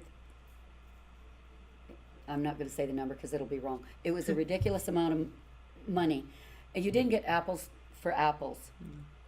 You paid for what you got. So, for instance, we were just talking about that strategy and maybe having the police sit on that strategy with a bunch of agencies. That would cost you more money if you're paying whatever the quote was. If you're paying that much money, well, it'd be more. You want an officer to come to that? Oh, that's not it. That's not the deal. You got to pay more for that. So it was a contract base. Other communities that did go with the OPP were not really happy in the long run. They lost that community feel for their own police service. And I believe that the OPP are not doing costings anymore, unless you're serious about switching over. And I don't think they even are considering that. I tried to confirm that today because I assumed this question would come up. But that's all I know about it without having any notes in front of me because I'm afraid to say a number. And I know it'll be wrong. Even other communities, I mean, you look at just LaSalle recently, I mean, they're hooking up with Windsor. And they had the opportunity to go OPP. Right. And Amherstburg's considering Windsor as well. And you look So- at it too, the officers, such as Amy and most of our police service, they live here. They care about, They've come back. they care about their community. Yeah. They're not just here, you know. And there's some Be- great OPP officers that live Yeah, in the they're community. great. But we've worked together.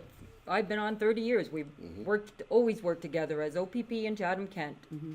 And like I said, it's all gone well. Yeah. So Yeah. I also think if you're encountering, let's say you're encountering a problem, okay, let's say it's dispatch timelines. It's a lot easier to deal with that problem when you have direct access to the scheduling, to the people making those decisions, to the people who are responding, than it is to pass it off in a note or a memo or have somebody contact somebody else somewhere who's making the decision. It's a lot easier to address the problem when you have direct contact with the people who are involved in it. And we've worked on that. We have computers in our cars now that the officer can actually see what's coming up, and if there's a high priority, they're grabbing that if they're close. So it helps that way. And it's the same old story. Once you outsource it and you lose your expertise, you're done. They've got you over a barrel and there's no going back because now, you know, all your officers that you had are gone. Yep. You know, all your equipment is gone and you're going to pay whatever they demand. And they're paid quite a bit They're the more highest paid in than the our province. Chatham-Kent Yep. police. And if service. it comes back to like waste, like the example earlier that Amy had where, you know, you've got our police and ambulance kind of going back and forth, that type of waste, if you've outsourced it, it's really hard to see it because it's happening in a place where you don't have direct contact with it. So if you're trying to find efficiencies within your system and the way that we're delivering services, the hardest way to do that is when you start to outsource, like Larry was saying, because now it becomes invisible to you, right? You turn over that decision making to a foreign, you know, in this case, OPP is not run out of Chatham, so you're turning it over to a body which is not right here and as easily accessible. And you're paying for that body too. Yeah. That's right. So Awesome. all the way up the got you're paying Pensions, for all everything. yeah, Oh, all- yeah. You're paying for a How's that portion for of all of it. That was a good topic. Okay, we got your topic's gonna be the shortest. You got 4 minutes to wrap up your topic. What do you got? So actually what I want to, so we've talked about a lot of different things. I actually wanted to bring up something, we kind of briefly chat about this before. One of the things that everybody's been saying to me is roads. Yep. So I think, I know the first roundtable had a chance to talk about infrastructure, but I think we kind of veered away from roads, which is the main one that I've been hearing. I don't know if it's been the same with Oh, everybody yes. else, but that's something that I I love think it. we really need to work on. And you know, I was out at the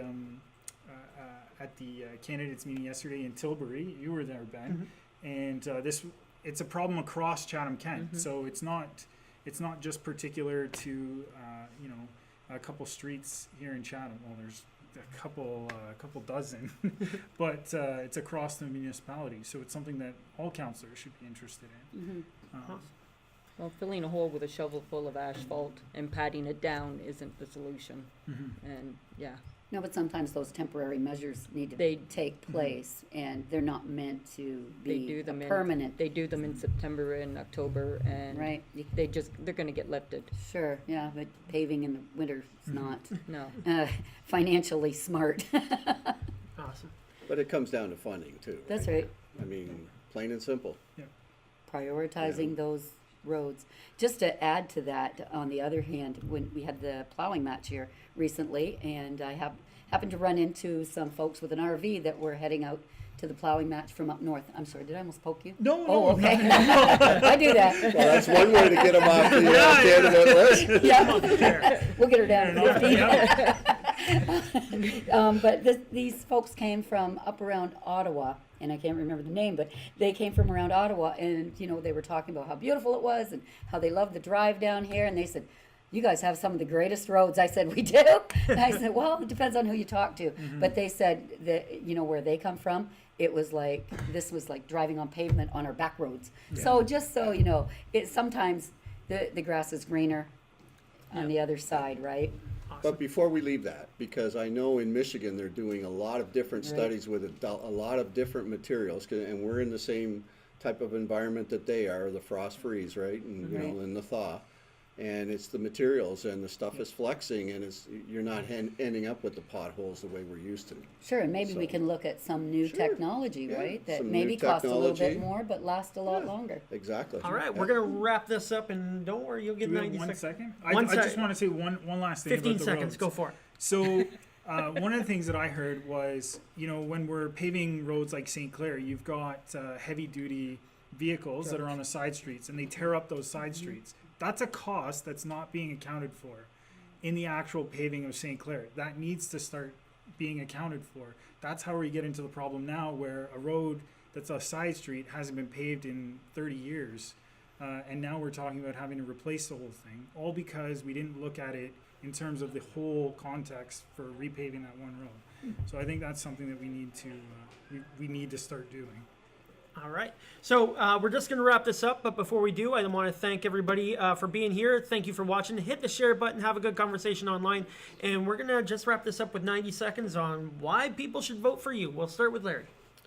I think I bring a totally different tool chest to the table. I mean, I'm the facilities maintenance manager at Ford Motor Company in Windsor. I manage all the trades for 3 engine plants, a powerhouse, a couple of fluid waste facilities. I'm educated. I do have a master's in e-commerce and technology. So, like I say, I bring different tools to the table. So, vote for me. I think a combination of my education, my experience, I can make the meaningful, fiscally responsible decisions for the citizens of Chatham-Kent. So just one final thing, the election's already started. We started on the 1st, so please vote. It ends on the 22nd, and vote Valinga. So for more information, you can visit votevalinga.ca. Thank you. Gordon. So if I could make one pitch to you for why I think you should vote for me, it's because I think that I can bring something fairly unique to the table and add value to council. I tend to think about problems in terms of the entirety of what is affected.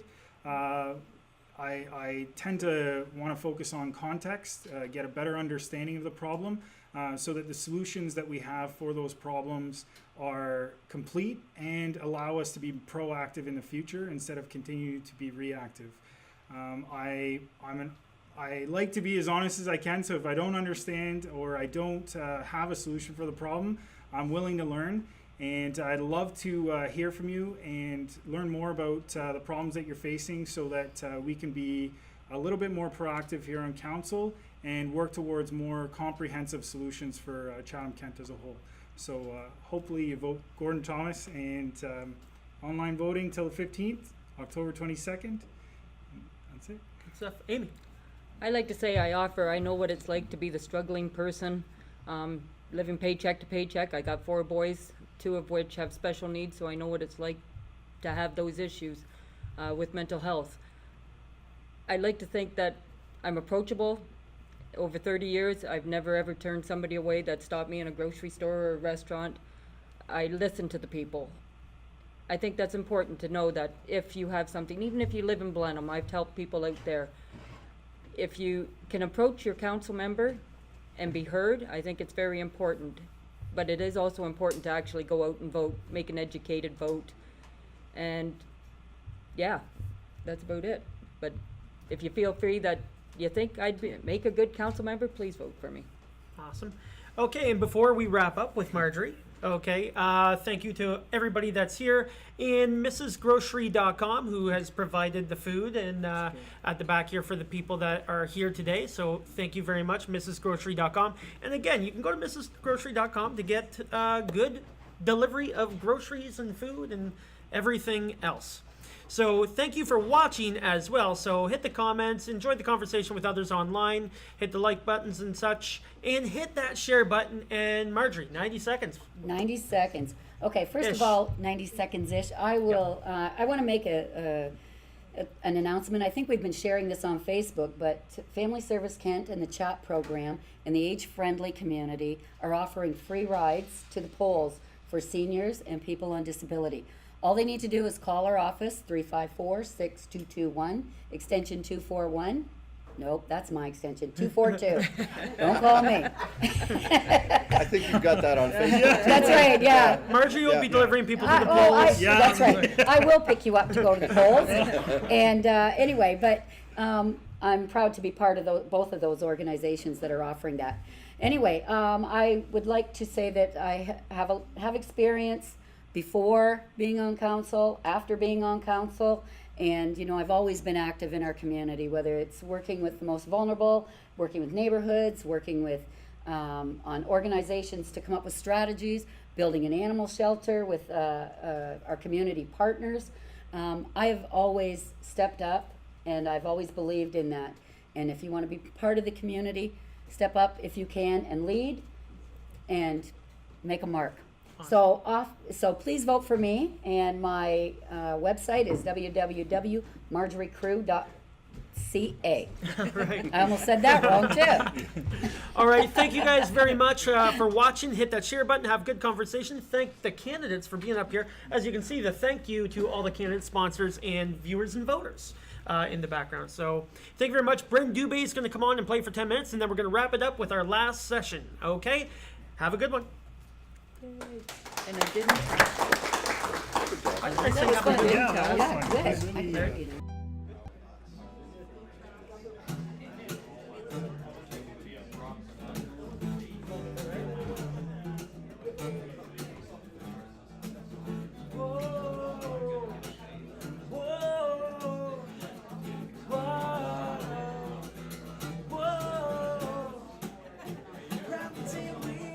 It's time to drive. I guess we may not be enough, but this time people think that we can with a day.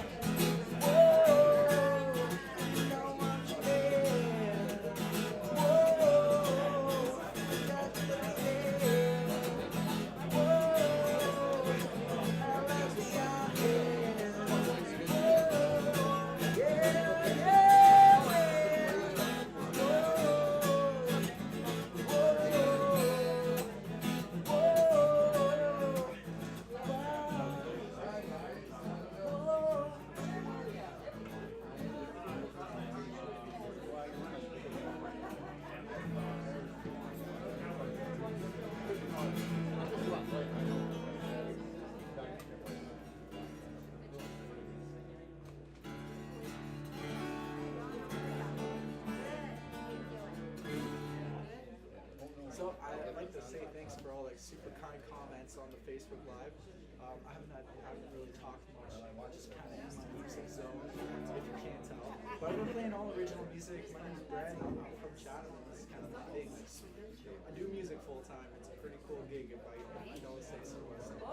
So you can find my music YouTube, Facebook, Spotify, all that stuff. Here's the song I wrote. It's called Live On.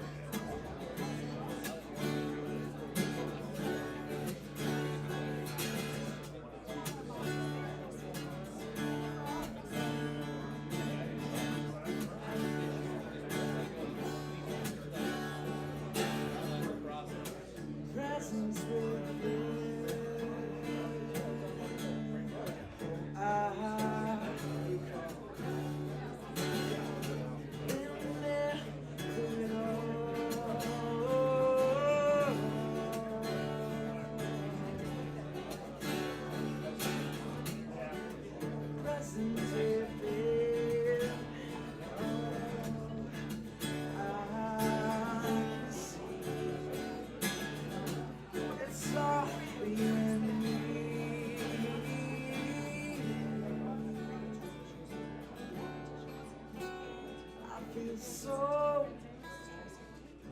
long. It was my soul. It's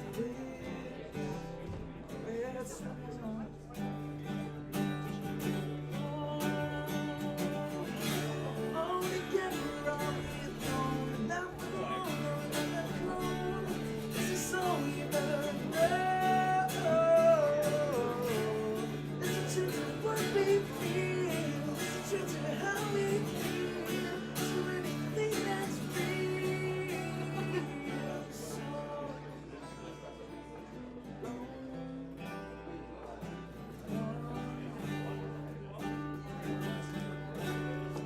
My soul, it's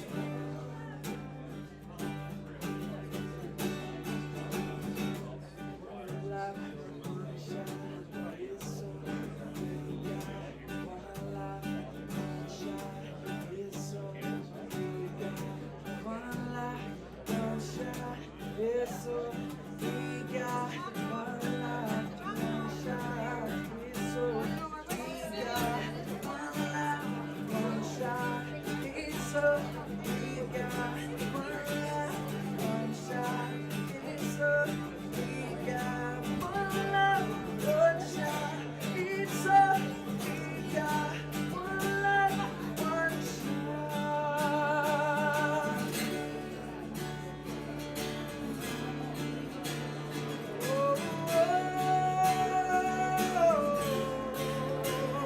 I feel so and low, and I'm gone. Yeah, I'm not so it is one. Whoa, I feel so low.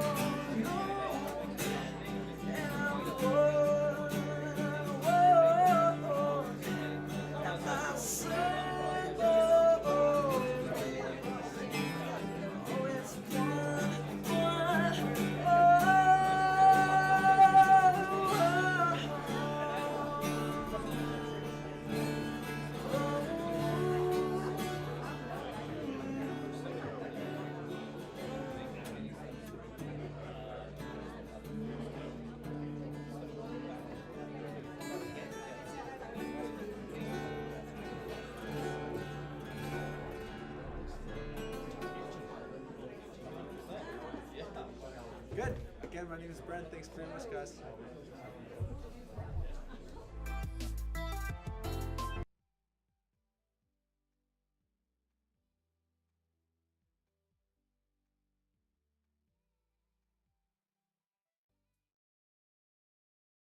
Hey guys, welcome back, and this is our last session of the MC Homes Realty Ward 6 Candidate Roundtable session. So this is going to be really fun. We got Don Sparky Leonard, we got Don Fuoco, Brock McGregor, Karen Kirkwood White, and Ryan Jackson. So we're going to, number one, thank everybody for showing up here, and thank mrsgrocery.com for providing the food that's at the back for the people that have showed up here tonight. And thank you guys for watching online, hitting the share button, and having a conversation of your own. And we're going to get right to this, and we're just going to intro with 90 seconds to 2 minutes of, who you are, why you're running. We're going to start with you, Don. Well, who I am is Don Sparky Leonard. I chose to move here to Chatham-Kent 8 years ago. I worked as a general manager for Ford Lincoln. I think of that as one of my crown jewels, something that we took from a dealership that was not very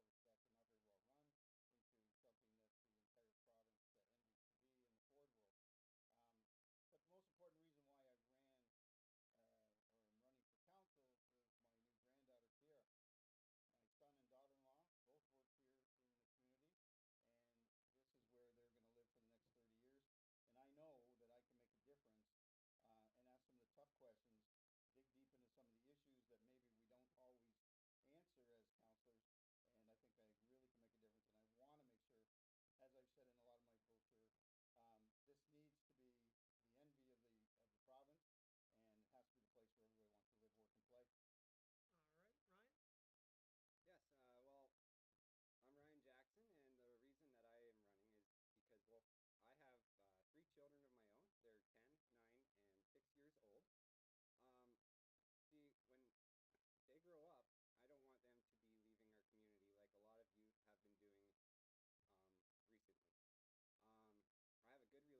with my parents and grandparents, which is very important to me, and I want to continue that with my children when they grow up.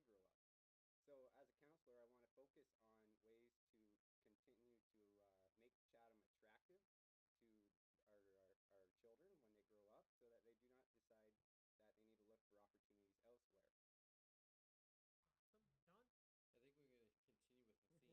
Awesome. Don? I think we're going to continue with the theme. I have children as well, and I'm sure those in the audience today have children, and want to make sure that the reason I'm running is making sure that we retain our youth.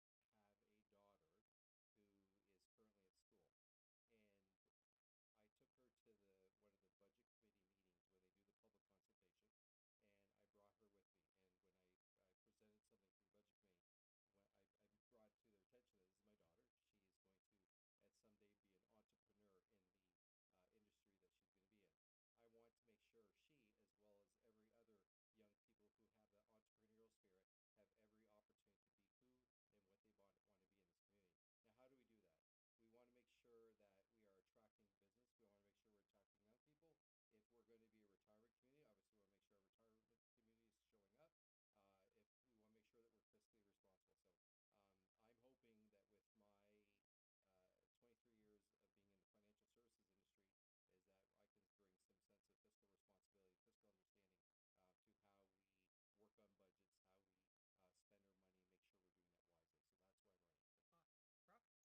And when I presented something to the budget committee, I brought to their attention that this is my daughter. She is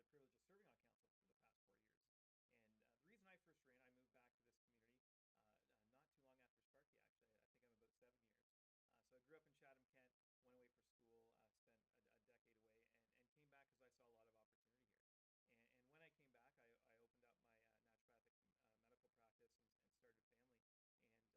I want to make sure she, as well as every other young people who have that entrepreneurial spirit, have every opportunity to be who and what they want to be in this community. Now, how do we do that? We want to make sure that we are attracting business. We want to make sure we're attracting young people. If we're going to be a retirement community, obviously we want to make sure our retirement community is showing up. If we want to make sure that we're fiscally responsible. So I'm hoping that with my 23 years of being in the financial services industry, is that I can bring some sense of fiscal responsibility, fiscal understanding to how we work on budgets, how we spend our money, and make sure we're doing that wisely. So that's why I'm running. Rob? Yeah, so I first ran for council 4 years ago and have had the privilege of serving on council for the past 4 years. And the reason I first ran, I moved back to this community not too long after Sparky, actually. I think I'm about 7 years. So I grew up in Chatham-Kent, went away for school, spent a decade away, and came back because I saw a lot of opportunity here. And when I came back, I opened up my naturopathic medical practice and started family. And I saw an opportunity that we could provide some different voice for council, that we need to start thinking about the future. When I looked at some council decisions, I don't think it, to me at the time, reflected what I saw in Chatham-Kent, the opportunities I saw in Chatham-Kent, the challenges I saw in Chatham-Kent. So I decided at that point to run that I thought I could make a difference, and I think over the past 4 years that I've met those commitments I've made. That when I'm at the council table making decisions, I've been thinking about the future, and I think that's something that I've always said when I talk to people, is that you have to be able to, in 20 years, look back and say those decisions we made, those are the right decisions for the future of this community. It's not just about tomorrow. It's not just about next week or next budget. It's about the next 5, 10, 15, and 20 years. And I think we need to have that perspective on council. I was, again, privileged to be able to provide that over the past 4 years, and I'm hoping to provide it for the next 4. Awesome. Karen? Good. So, my name is Karen Kirkwood-White. I have been in Chatham-Kent for a number of years. I think the number one reason why I'm running is because I have the time to devote full time to the role of governance of the municipality, having recently retired. And I really think I bring a unique perspective to municipal council. I have worked in all 3 sectors of the community. I have owned my own business with my husband. We had a First Choice Haircutters franchise in Windsor and Essex County. I have worked and served on municipal council in the past. I was on Tilbury Town Council way back in the early 80s, pre-amalgamation, and for the last 4 decades I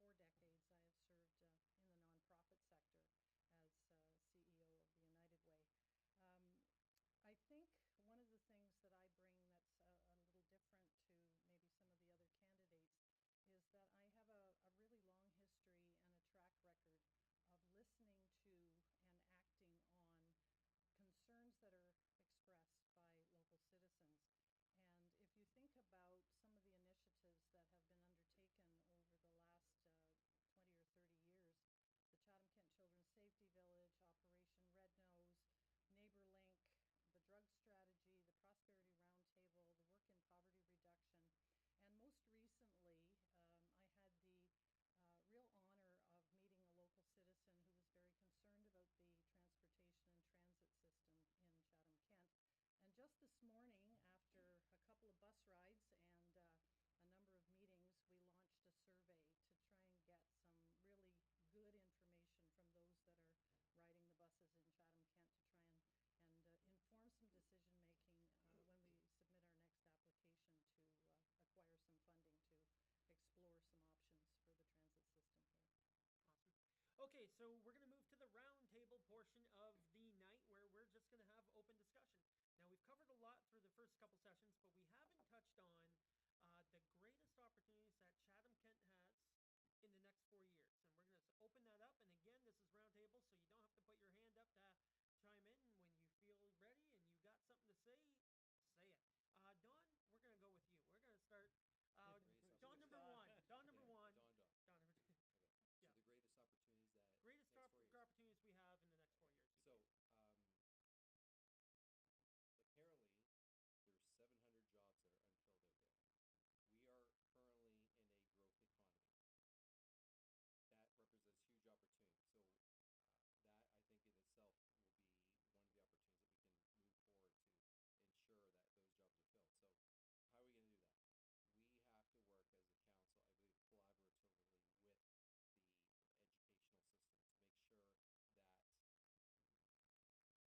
that I think in itself will be one of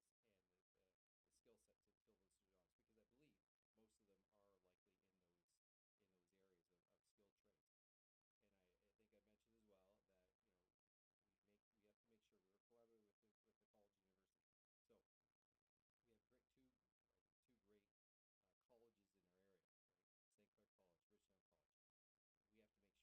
forward to ensure that those jobs are filled. So how are we going to do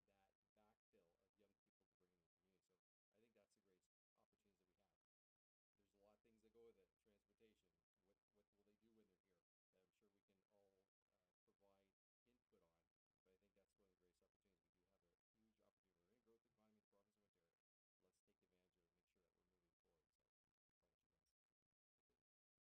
sure that, and again, I think I've said this before, it's going to be in the skilled trades area. Everybody can't have that political science degree. Everybody cannot have that, history degree. You have to make sure that those people that are looking for those opportunities in the community, they have the right skills and the skill set to fill those jobs, because I believe most of them are likely in those areas of skilled trades. And I think I mentioned as well that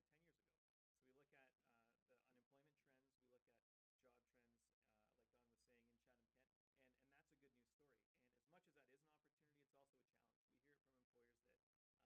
So we have two great colleges in our area, right? St. Clair College, Richmond College. We have to make sure that we're working collaboratively, because then again, if we have to draw the young people here. There is a diverse crowd here, but I think if I look out there, we're all at the more mature crowd age, right? So we have to fulfill that backfill of young people to bring in the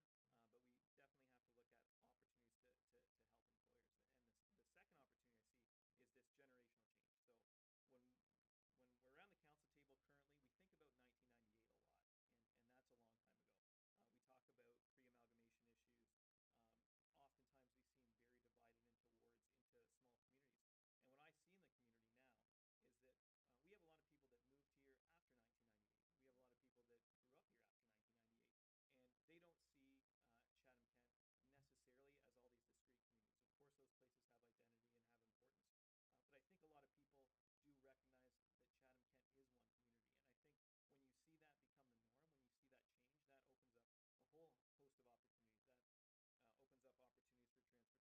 for how we distribute assets across the municipality, and how people start to view the municipality and what they're willing to commit towards that municipality. There's been a lot of talk lately about change. A lot of candidates talking about wanting change. And, I'm not an advocate of the status quo by any means, but I think that there is a different perspective to take. And it actually really resonated with me when I attended the Ward 1 candidate session in Tilbury last night.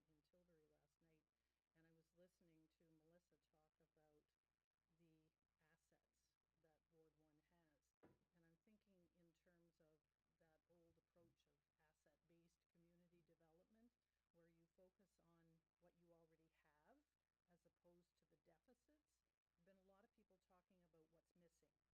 I think we really need to take a different perspective and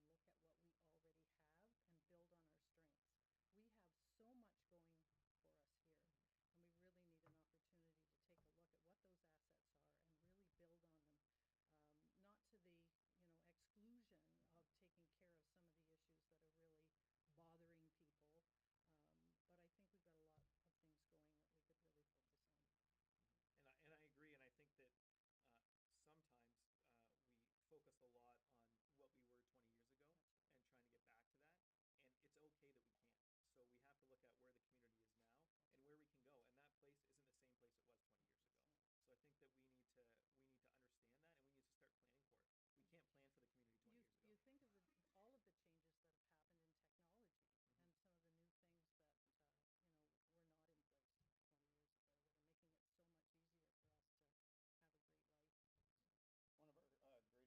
happened in technology and some of the new things that were not in place 20 years ago that are making it so much easier for us to have a great life. One of our greatest assets that we have, Ben, right now in Chatham-Kent are the residents. We got to quit thinking about what we were, what we can be. We got to start being proud of who we are. We got to love living here in Chatham-Kent. I go back to when I first came here. Many people that I knew from Chatham prior to coming here to work asked, why would I come here? Navistar just closed. You're not going to make any money here. We focus on the 10%, 12%, 20% unemployment. We forget about the 80% that are working and being positive about the approach that we take. And I think if we work with the people, I hear a story that there was a task force about 12 or 15 years ago to put up an arena, double pad arena, big sportsplex, and for some reason it fell off the shelf. Well, I'm here to tell you that need is still here. If we don't start taking pride in our community and trying to create a community where people want to come to, we will never change and we will stay the same. And if we keep just focusing on reducing our deficit and not staying up with inflation, we're hurting ourselves. The only thing I know is automobiles. And if you have an automobile and you never do anything to it to keep it up, it's going to break down and disappoint you someday. And if we keep taking that approach and we're going to buy down our deficit and not look forward to creating some kind of infrastructure that these young people that are leaving and not staying here in Chatham-Kent, we've heard from businesses that they need skilled people. Well, skilled people want things to do. We need trails. There's a lot of things we need. We can't do it all in one day. We can't do it alone. I'm not for 1 second saying that we're going to do it with taxpayer money. We have to be innovative. You look around Lakeshore, they got the Atlas Tube Center. You go to Sarnia, they got the Progressive Center. You go to Windsor, they got the WFCU Center. What do we have? We have Memorial Arena. And I'm sorry to tell you, I'm a great hockey fan and a great lover of watching our children aspire to be the next Travis Konechny's of the world. But doggone it, if we keep giving them qualified buildings to do and hone their skills, it's not going to happen. So not just arenas. Let's make it multifaceted. Let's put the arts in there. And I want to be very clear tonight as well. I've heard a lot of talk about going to Navistar, and if people thought about all of the contamination that may be there, we don't have to think we're pigeonholed into one spot, but we have to start putting a plan together. We need a task force. And I challenge most of the incumbents that are running again, not only in Ward 6, but the outlying areas that have been sitting on their hands and doing nothing, to at least step up and think about the future. I also would like to talk about, and I'll drop it right there, is reducing the size of council. Our council is far too big to get a lot of things really done. We're not being proactive the way we should be, and I think rather than bring it up 2 months before the call of the election, we start now. And if I am fortunate enough to be elected, that will be one of my first notices of motion, that we create a task force involving the community as well as administration and the current council to create a way that we can do that. It may mean new ward boundary redistribution. It may mean a lot of things. But we need, and it may not save us money. It may mean that we're going to have to possibly put more efforts in by the council. The council may get paid a little more, but doggone it, they'll get more done. I guarantee you that. Right, I'd like to jump in on this one if you don't mind, because yes, I've been quiet. So the biggest opportunity we do have, and I'm going to kind of go off of what Don said here, talking about the Twin Pad Arena. We need to make an investment like that. We're sitting on a bubble right now. We're on the verge of being prosperous in our community, and a proper investment such as a Twin Pad Arena or sports complex, you only get one shot at it. You get one shot at making it correct. It's got to be done properly. And the Navistar property, yes, it's not the only location, but it is an ideal location. It's right there where the casino could be. We can clean it up if we can buy it from Navistar and build something that we are proud of, that young people are proud of, that they want to come to Chatham and say, hey, Chatham's got this great place to go, and they got a sports complex, and they have you could say indoor soccer field. Now, where's the money going to come from? That's the question. But we need to look at it. We need to be willing to do it. We have to take that chance, and our community needs to be some chances to get ahead. I'm, I'm, I'm sorry, but I'm tired of our community being a follower. We're a following community. There's a candidate that says, I don't want to support a marijuana LCBO standalone place because I'd rather see what it does to other communities first. Well, you're not going to take the advantages of being a community that takes some risks, and you're not going to benefit from being the community that's here first, that does it first. And as far as cutting council size down goes to get faster, better decisions, I don't necessarily agree with that either, because you're going to lose your representation. You're going to have less people making a decision. Diversity in government matters. Having a few more voices at the table to put their opinions forward, that matters. Yeah, and I think that when we're circling this back to opportunity and we're talking about a twin pad arena, what we have to remember, that's not just a nice to have. It's not just a want. We have aging infrastructure. We have put off repairs on those buildings in preparation of replacement. So there's a reason why we haven't been updating like you would normally expect, and that's because we have to be prepared to replace. So we have a decision. Either we're going to sink a bunch of money into some really aging buildings and then sink the money into them again right down the road and really be behind the 8 ball, or we can say we have to take, you know, what's probably 2 arenas in Chatham, divest them and have one facility that's more efficient, is going to have less upkeep long term, and is going to have a much longer life. And Ryan's right. It's a once in 60-year decision. It has to be done right, and it has to be done with all the information at the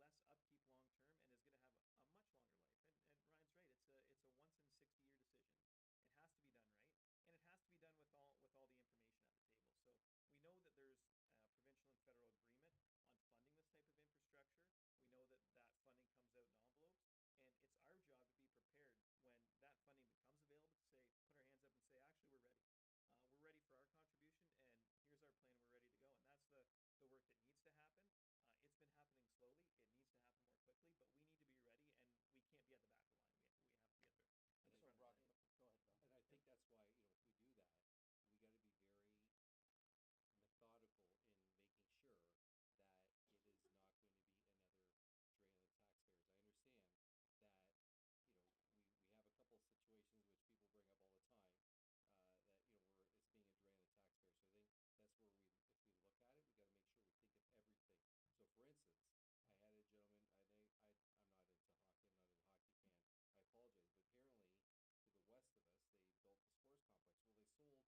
now is taking away business from the actual venue that they've created, right? So those are all the things that we're going to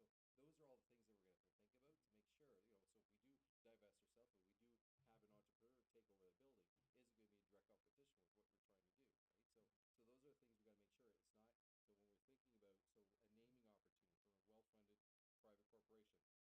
in direct competition with what we're trying to do, right? So those are the things we got to make sure. It's not, so when we're thinking about, so a naming opportunity from a well-funded private corporation, do we bring in entrepreneurs into that building? You know, I've talked to seniors that have said,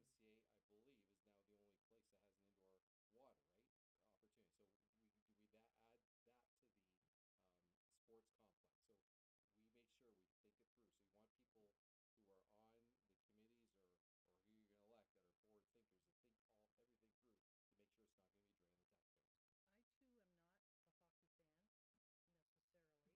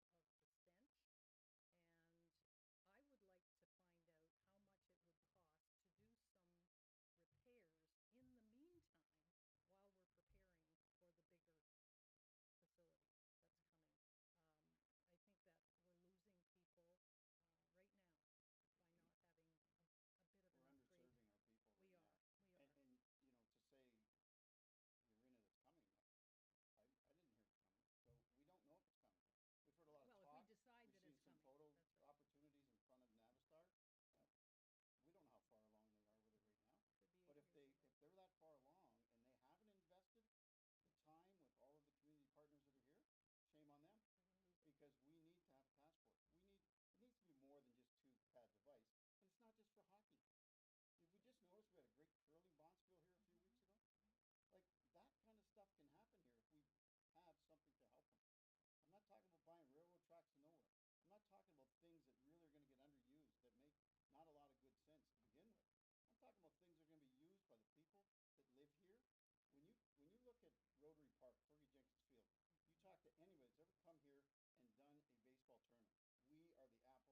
I'm not talking about buying railroad tracks to nowhere.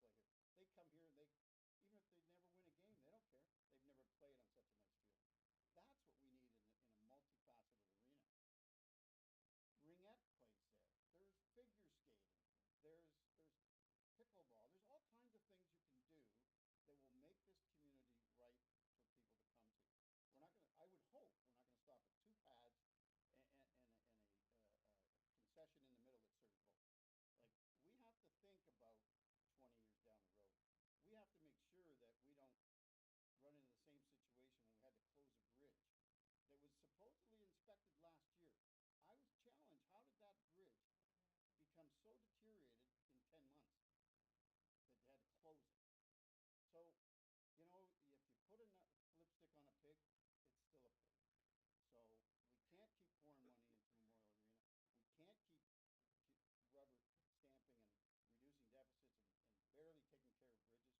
It's not about today.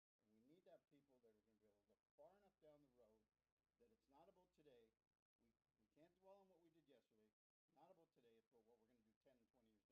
We still have to maintain it in the meantime. Absolutely. I We need agree. to finish some there's of a the report things out there that on it. I mean, there's a report on not particularly every arena. There's arena life cycle reports, of course. Right. But you can look at, as part of the work that's been done on looking at a twin pad arena, there is options out there of what a renewal of Memorial Arena would look like. So what a very significant upgrade, which was bathrooms, change rooms, the things that you would need to make it a usable space. That doesn't qualify you for federal and provincial funding, which is the problem. And it's a high number. It's a high number from a really backed off view. When you started opening that building, that number's going to grow. So I mean, we know that, and that's one of the big challenges when you look at how you access funding. You got to make sure that it makes sense. And a massive renovation, to me, looking at those numbers, doesn't make sense because you can't access the funding. But we, of course, need to look at what our life cycle budgeting looks like, and that involves all arenas. And I think one of the things that we had to do to move more towards some renewal in Chatham was make sure that we were servicing some of the other arenas. So there was recently an investment in Wellsburg Arena for $2 million, which brings that a significant renewal that makes that arena more usable. And I don't think there'd be community support for building a new structure if you had a structure like you had in Wellsburg that was facing the challenges it was. So I think that making sure that was taken care of the way it is now is an important step in making sure we're doing that renewal properly. And that that lesson, I think, expands to all types of infrastructure when we're looking at how we balance new investment, we balance those new needs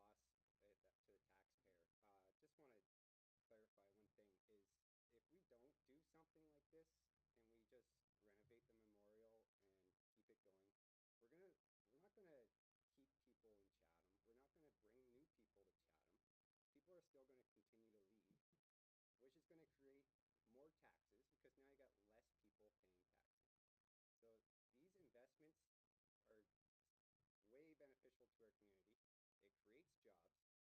You can set it up so that the companies bring in skilled trade apprentices to work. You need plumbers, you need electricians. It creates opportunities, abundance of opportunities by an investment like this. And I'm not saying we neglect any other communities. We don't need to neglect our current infrastructure. This can be done properly, and you just need to have a good, diverse group of people come together and talk about how it gets done. And I guarantee you, Ben, forward thinking like this will help bring new business to our community as well.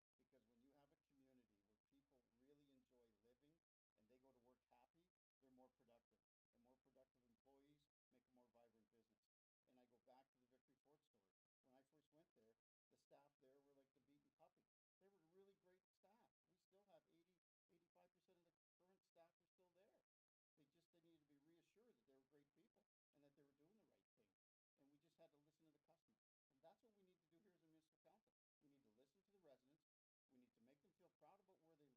needed to be reassured that they were great people and that they were doing the right thing. And we just had to listen to the customer. And that's what we need to do here as a municipal council. We need to listen to the residents. We need to make them feel proud about where they live. And we need to do everything we can to create an environment where not only they want to live, they want to brag about it to everybody. And when their kids say, I'm going to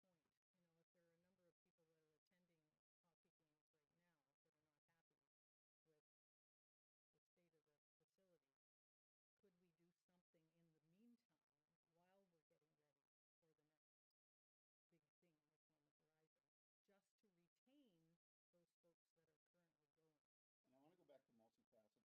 would you want to go there? We got it all right here. Come on, think about it.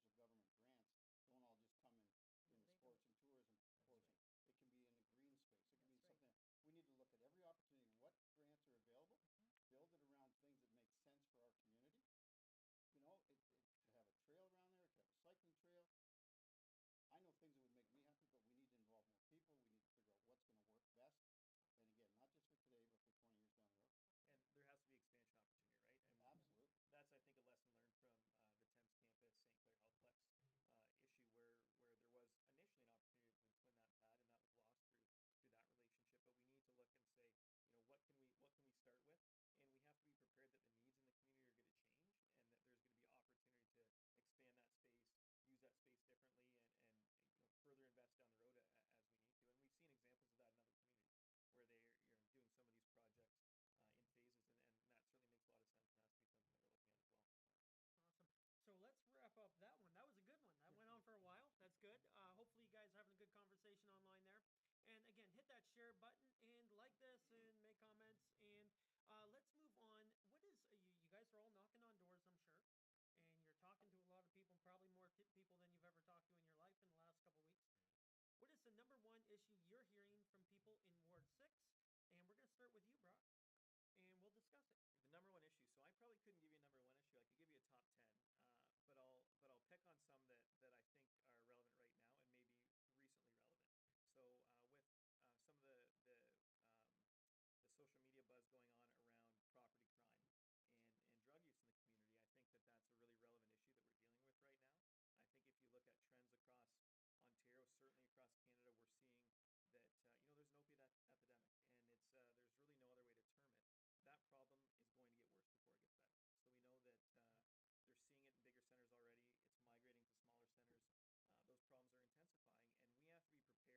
And I think that was some really important work. That was a partnership between social service organizations, the not-for-profit sector. Berlin was involved. The municipality was involved. All these stakeholders that recognize that there's a large problem in our community. There's a large problem across Ontario. We need to figure out how we can do better. And that doesn't involve a top-down approach and dictating how this problem needs to be dealt with. That deals with talking to people who have lived experience, talking to people who work in that sector, figuring out what approaches are working in other places, and trying to recreate those approaches here. It's not an easy solution. It's not a solution that's going to take a day or a week or a month. It's something that we're going to have to be committed to, and we're going to have to be prepared to adjust as we go. It's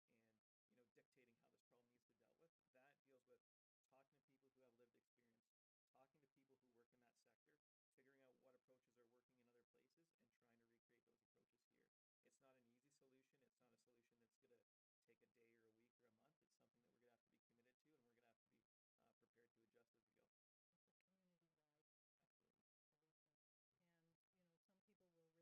Some people will respond to enforcement, which is the tough way. But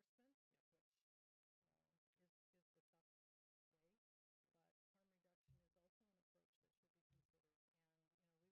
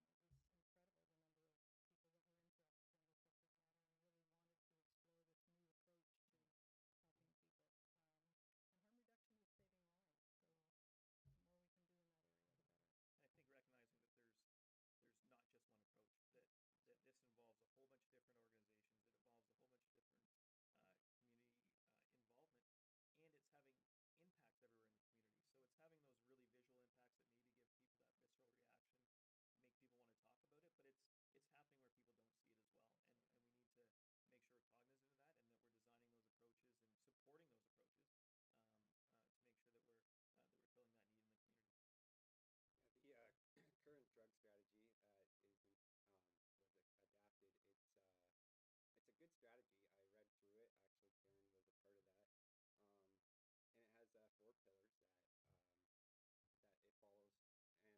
And reading through it, I think it's a very good strategy. The problem was that the funding was cut off, and what's important. So that strategy needs to find some refunding, and wherever that funding comes from, it needs to be through a community partner or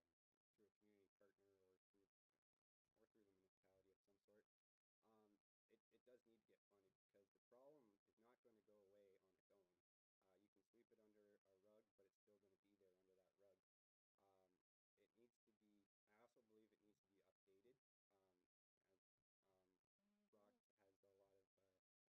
You can sweep it under a rug, but it's still going to be there under that rug.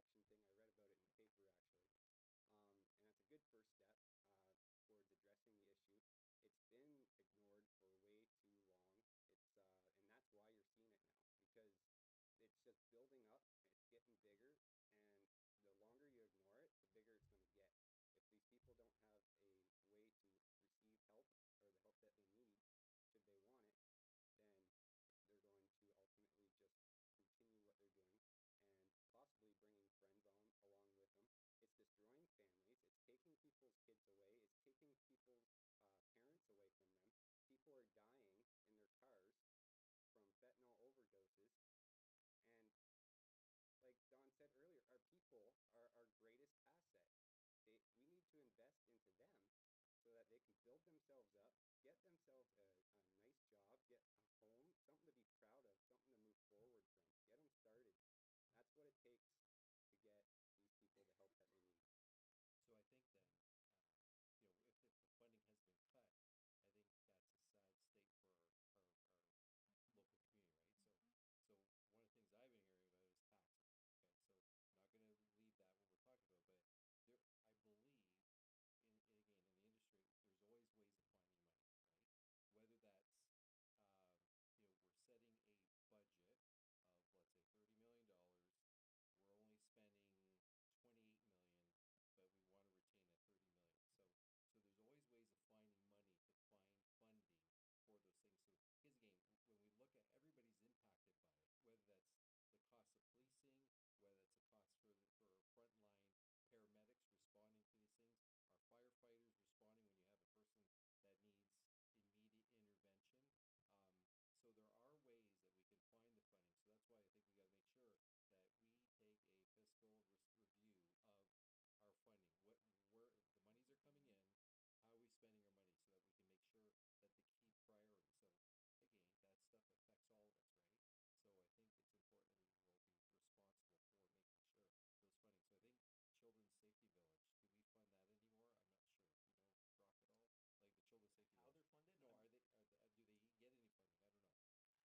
Off the top of my head, I'm not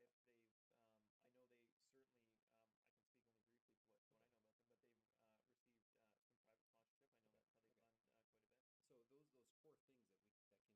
I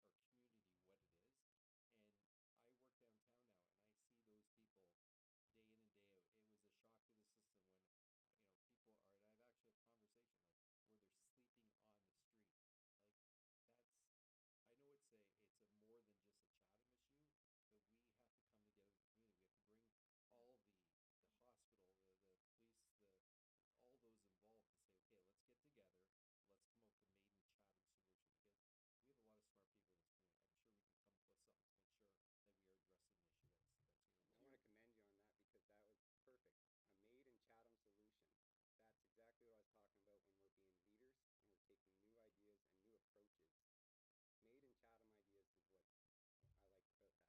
is what I like about that. And we just got off of how many people volunteered at the plowing match? How many people volunteered at the Pinty's hurling thing? I sent a message I volunteered one day, and I sent a message to Don Shropshire. We got to build on this thing, because we've had probably, would you say, 1,000 people at least involved in those two things. Volunteerism, I think we don't want to lose that right now, because a lot of people have been involved. A lot of people feel a sense of, wow, I was able to be involved in something that was successful. Let's build on that right away. Let's not lose that fire that has now maybe burned inside of people,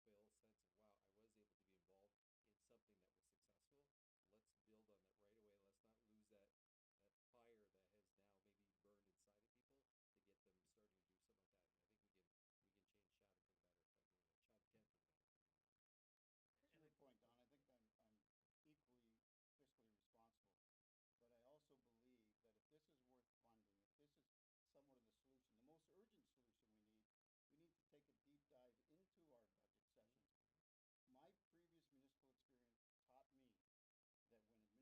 brought the budget, and they said, well, you can't touch that one, that's so-and-so's department, or you can't that, there's line items in there, and when you turn around and you ask them, very politely, so what is it we do there? And, I don't know, do we still need to do that? No, we don't. So there's money.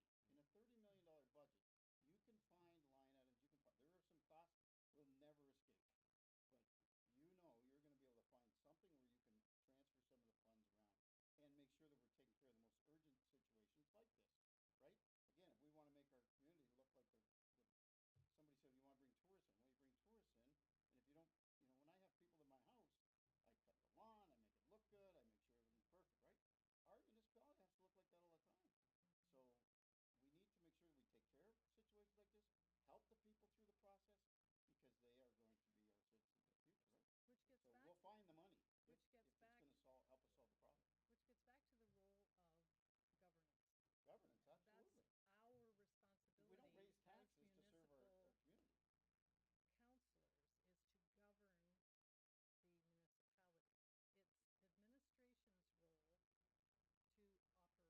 councilors is to govern the municipality. It's administration's role to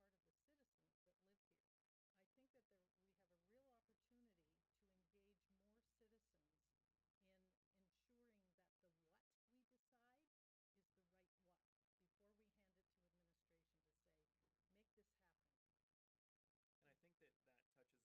So we're the ones that decide the what, and administration are the ones that decide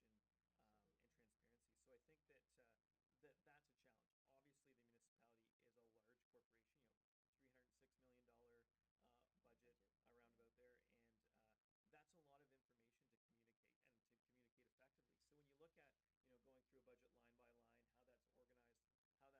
consultation on the part of the citizens that live here. I think that we have a real opportunity to engage more citizens in ensuring that the what we decide is the right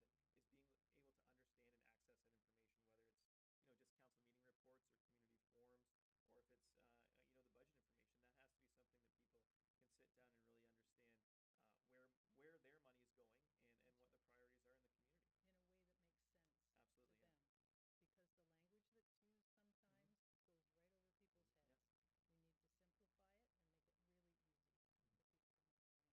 communication and transparency.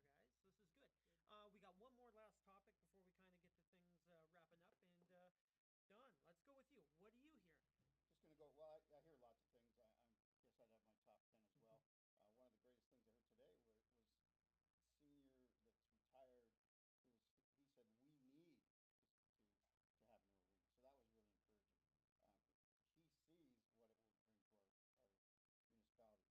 So we need to be aware that those things are changing, and that part of people understanding what's happening and what needs to happen is being able to understand and access that information, whether it's just council meeting reports or community forums, or if it's the budget information. That has to be something that people can sit down and really understand where their money is going and what the priorities are in the community. In a way that makes sense Absolutely, to them. Because the language that's used sometimes goes right over people's heads. We need to simplify it and make it really easy for people to understand. We're rolling perfect here, guys. This is good. We got one more last topic before we kind of get to things wrapping up. And Don, let's go with you. What are you hearing? Just going to go, well, I hear lots of things. I guess I'd have my top 10 as well. One of the greatest things I heard today was senior that's retired. He said, we need to have an early reading. So that was really encouraging. He sees what it will bring to our municipality. But something I seen on Facebook today, when you had asked the question, Ben, a lot of people brought up roads. They brought up Baldoon, Bear Line, Dillon Extension. They talked about the ditch of death. So the only reason why I bring it up is, no, I'm not going to say we're going to fix that ditch right away, fill it in, blah, blah. But I really want everybody to know that when I'm elected to council, one of the things I will really make sure that we do is have a plan. There may be a plan there, but why is it we don't know what the plans are? What are we doing on our roads? Again, I've been here for 8 years. I use Baldoon often when I'm going out to Wallaceburg. I go right alongside that ditch, and I often question myself. I come from an area where an open ditch like that is unheard of. So, and the area I came from had no gravel roads left anymore. Maybe it makes more sense to keep them. I'm not saying we're going to change those, but really understanding what our long-term vision is for Chatham-Kent, to understand how we're going to resolve those types of situations, if indeed we deem them strong enough to think about. If we don't, if we think, then we just tell the people that asked that question today, no, we think that ditch is perfect, then they won't elect us, or they will, right? But we need to talk about it. We need to know. I go back to the bridge downtown, and then I think about the 5th Street Bridge. It was closed for a long time, and then it was partially reopened, and then I read on Facebook it's because Bell's working on it. And I'm saying, okay, so just because Bell's working, is that where we stop our responsibility? Finish what we started? Can't we go to Bell and say, look, you know, is there not some kind of deadlines we put on these people? Again, I live by the squeaky wheel gets the grease. If we say, hey, Bell, what's going on? We're going to get around it. We got some microfiber fluid on it, but, oh, okay. Call them the next day. You got that part in yet? I know if I said that to you about your car, you weren't going to get your car, I'd get a call every day. My part. Why is that bridge? Why do we? So it's things like that. I'm not sure that we take enough strong action. We don't ask the tough questions, and I'm not sure that we really do have a strong long-term plan. So we have a plan, and Brock, I like you a lot. I'm not voting for you though, by the way, just so you know. But I don't want I don't want you to take any of this. He's voting for Don. You shouldn't take any of this home personally yourself. But I really do believe that as a council, we need to spend the time on making sure that stuff's done. And Don Shropshire, a fellow Rotarian of mine, I'm sure he's going, Sparky, I'm going to kill you. But you know what? These are the questions that people are asking, and there may be some good reasons, but then we need to ask the next question. When that first reason comes back, well, okay, how can we get around that, right? Same in business. When I have those types of situations and problems, I go, okay, I don't care if the Ford Motor Company ain't doing that anymore. Customer needs it done. How are we going to fix it, right? When I hear, we don't have as much to say, administration tells us what to do, I go, you know what, you're the wrong council. You're not asking the question. And I think I moved here for a reason. We got a lot of great things. We got a great administration. We got people that really care about our community. But like anything else, if you let me just sit back and you don't start seeing the same things. You know, you go home every day and you got a pair of shoes sitting at the front door. They're going to sit there forever. When you're a municipal employee, you're kind of the same way. You walk through the door, you go to work, you do the same thing. When people stop and start asking about these things, that's when we'll take action and change something. It's not because they're bad people. It's just they're not seeing it anymore. And we just make sure that we constantly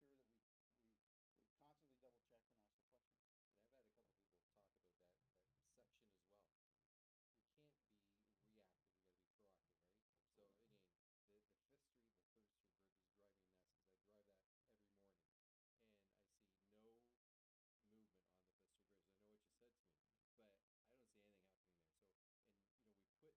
the 5th Street Bridge. I know what you said to me, but I don't see anything happening there. So, and you know, we're putting money. I don't know the dollar amount, but again, we're talking about being logical, methodical, what we want to do. We're putting money into repairing this 3rd Street Bridge for what people have already made their adjusted with their driving habits, because I now have to drive around it. Why are we putting in potentially $100,000 to bring it up to speed when it's only going to be replaced? So again, when we talk about the arenas putting money into it, that to me seems a waste of money when we potentially, because a lot of people are now taking that road because they're with their 3-year-old or 5-year-old kid dropping them off at that school close by.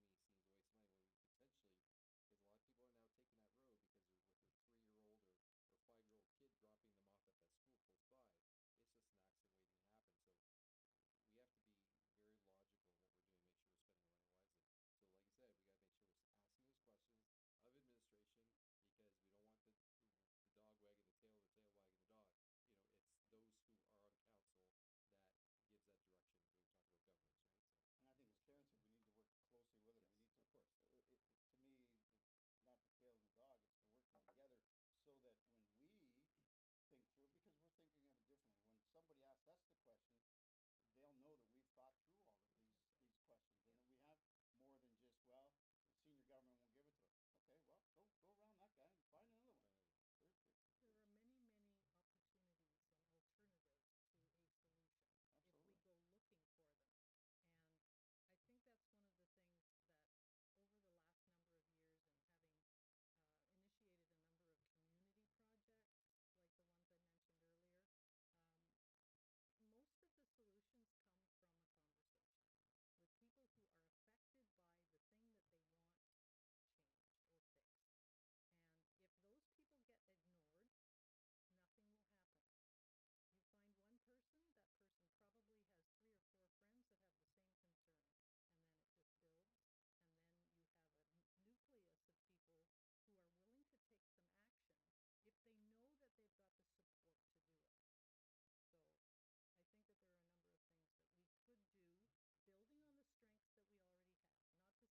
already have.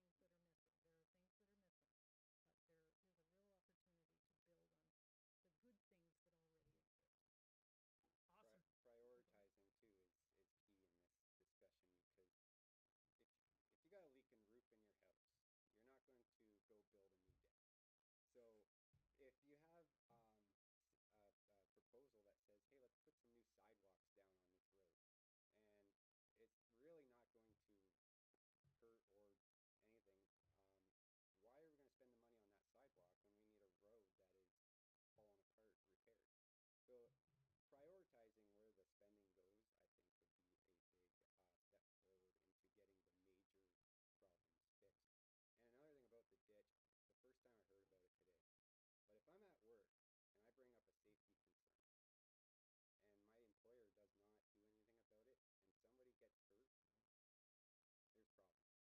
So if there is a safety issue, it needs to be properly assessed to make sure that it's deemed safe so that the municipality isn't liable. It's been brought forward, so it needs to be addressed. Awesome. Okay, so we're going to just wrap it up here in the night, but I want to thank everybody for being here. I want to thank mrsgrocery.com for providing the food. I want to thank all the sponsors that actually got us to this point, which is Dennings, Constantino's. Yeah, where's my sign? I look back there. Players Boot Camp, who also helped get us where we are, and JTC Construction, who sponsored our first event, as well as Matthew Tape, who's behind the scenes right here, and Jeffrey Komisky, who is also behind there, who I consult with sometimes here. And most of all, thank you to all the candidates who have been more open to the public and accessible to the public than any other time in municipal politics anyway. So you guys have had the greatest opportunity to meet the candidates, get to know the candidates, and learn from the candidates and who they are. So, and thank you guys for watching. Every time you guys hit the share button, the like button, or even have a conversation with somebody because of something like this, it's greatly appreciated. It's really appreciated throughout the municipality, and it all comes down to you guys voting. So get out there and vote. And so we're just going to wrap it up with 90 seconds on why people should vote for you, and we'll start with Don. Well, I think I've already told everybody why, but I guess the wish is that you will vote for me, and I will not disappoint you. I will make sure that I do what I say I will do. One of the expressions I always use at work is come to work for work. And if I'm elected to go to council, I'll go to council for work, and I will work on your behalf, and I'll make sure that I ask the tough questions. It's not a popularity contest ever for me. I ask the questions with respect, and I expect respectful answers back. So I will represent you well. Thank you very much for your time tonight. Awesome. Brian. So yeah, if you're looking for a change in leadership with our current council, then definitely look towards voting for me. I mean, I'm 31 years old. I have the kids. I've started a little bit about my history. I was on welfare, living in geared income housing. I've had to work my way through the bottom, through the municipality, resources that were available to me. I know what it takes to get back on track. I now currently own a house, I have a brand new car, and I have a decent job. I'm looking to be able to provide those opportunities for all citizens in Chatham-Kent, including the ones that need our help the most. If you've heard me speak today, if you like what you've heard, I hope that you'll consider me for a candidate. Thank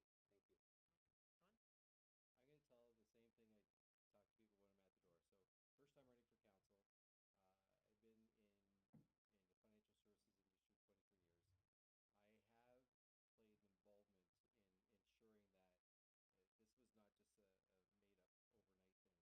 just a made-up overnight thing.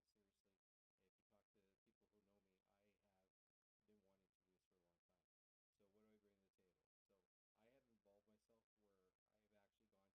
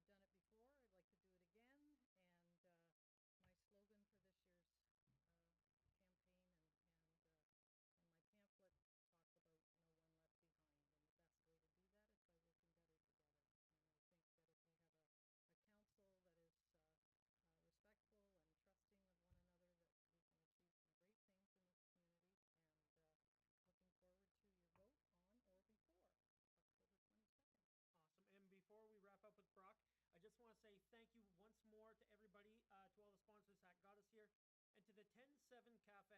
If you haven't been to the 10-7 Cafe, they got great coffee, they got great sandwiches, they got food during the day, and they have helped us provide this venue to do all these roundtable sessions. So this couldn't have been done without the 10-7 Cafe.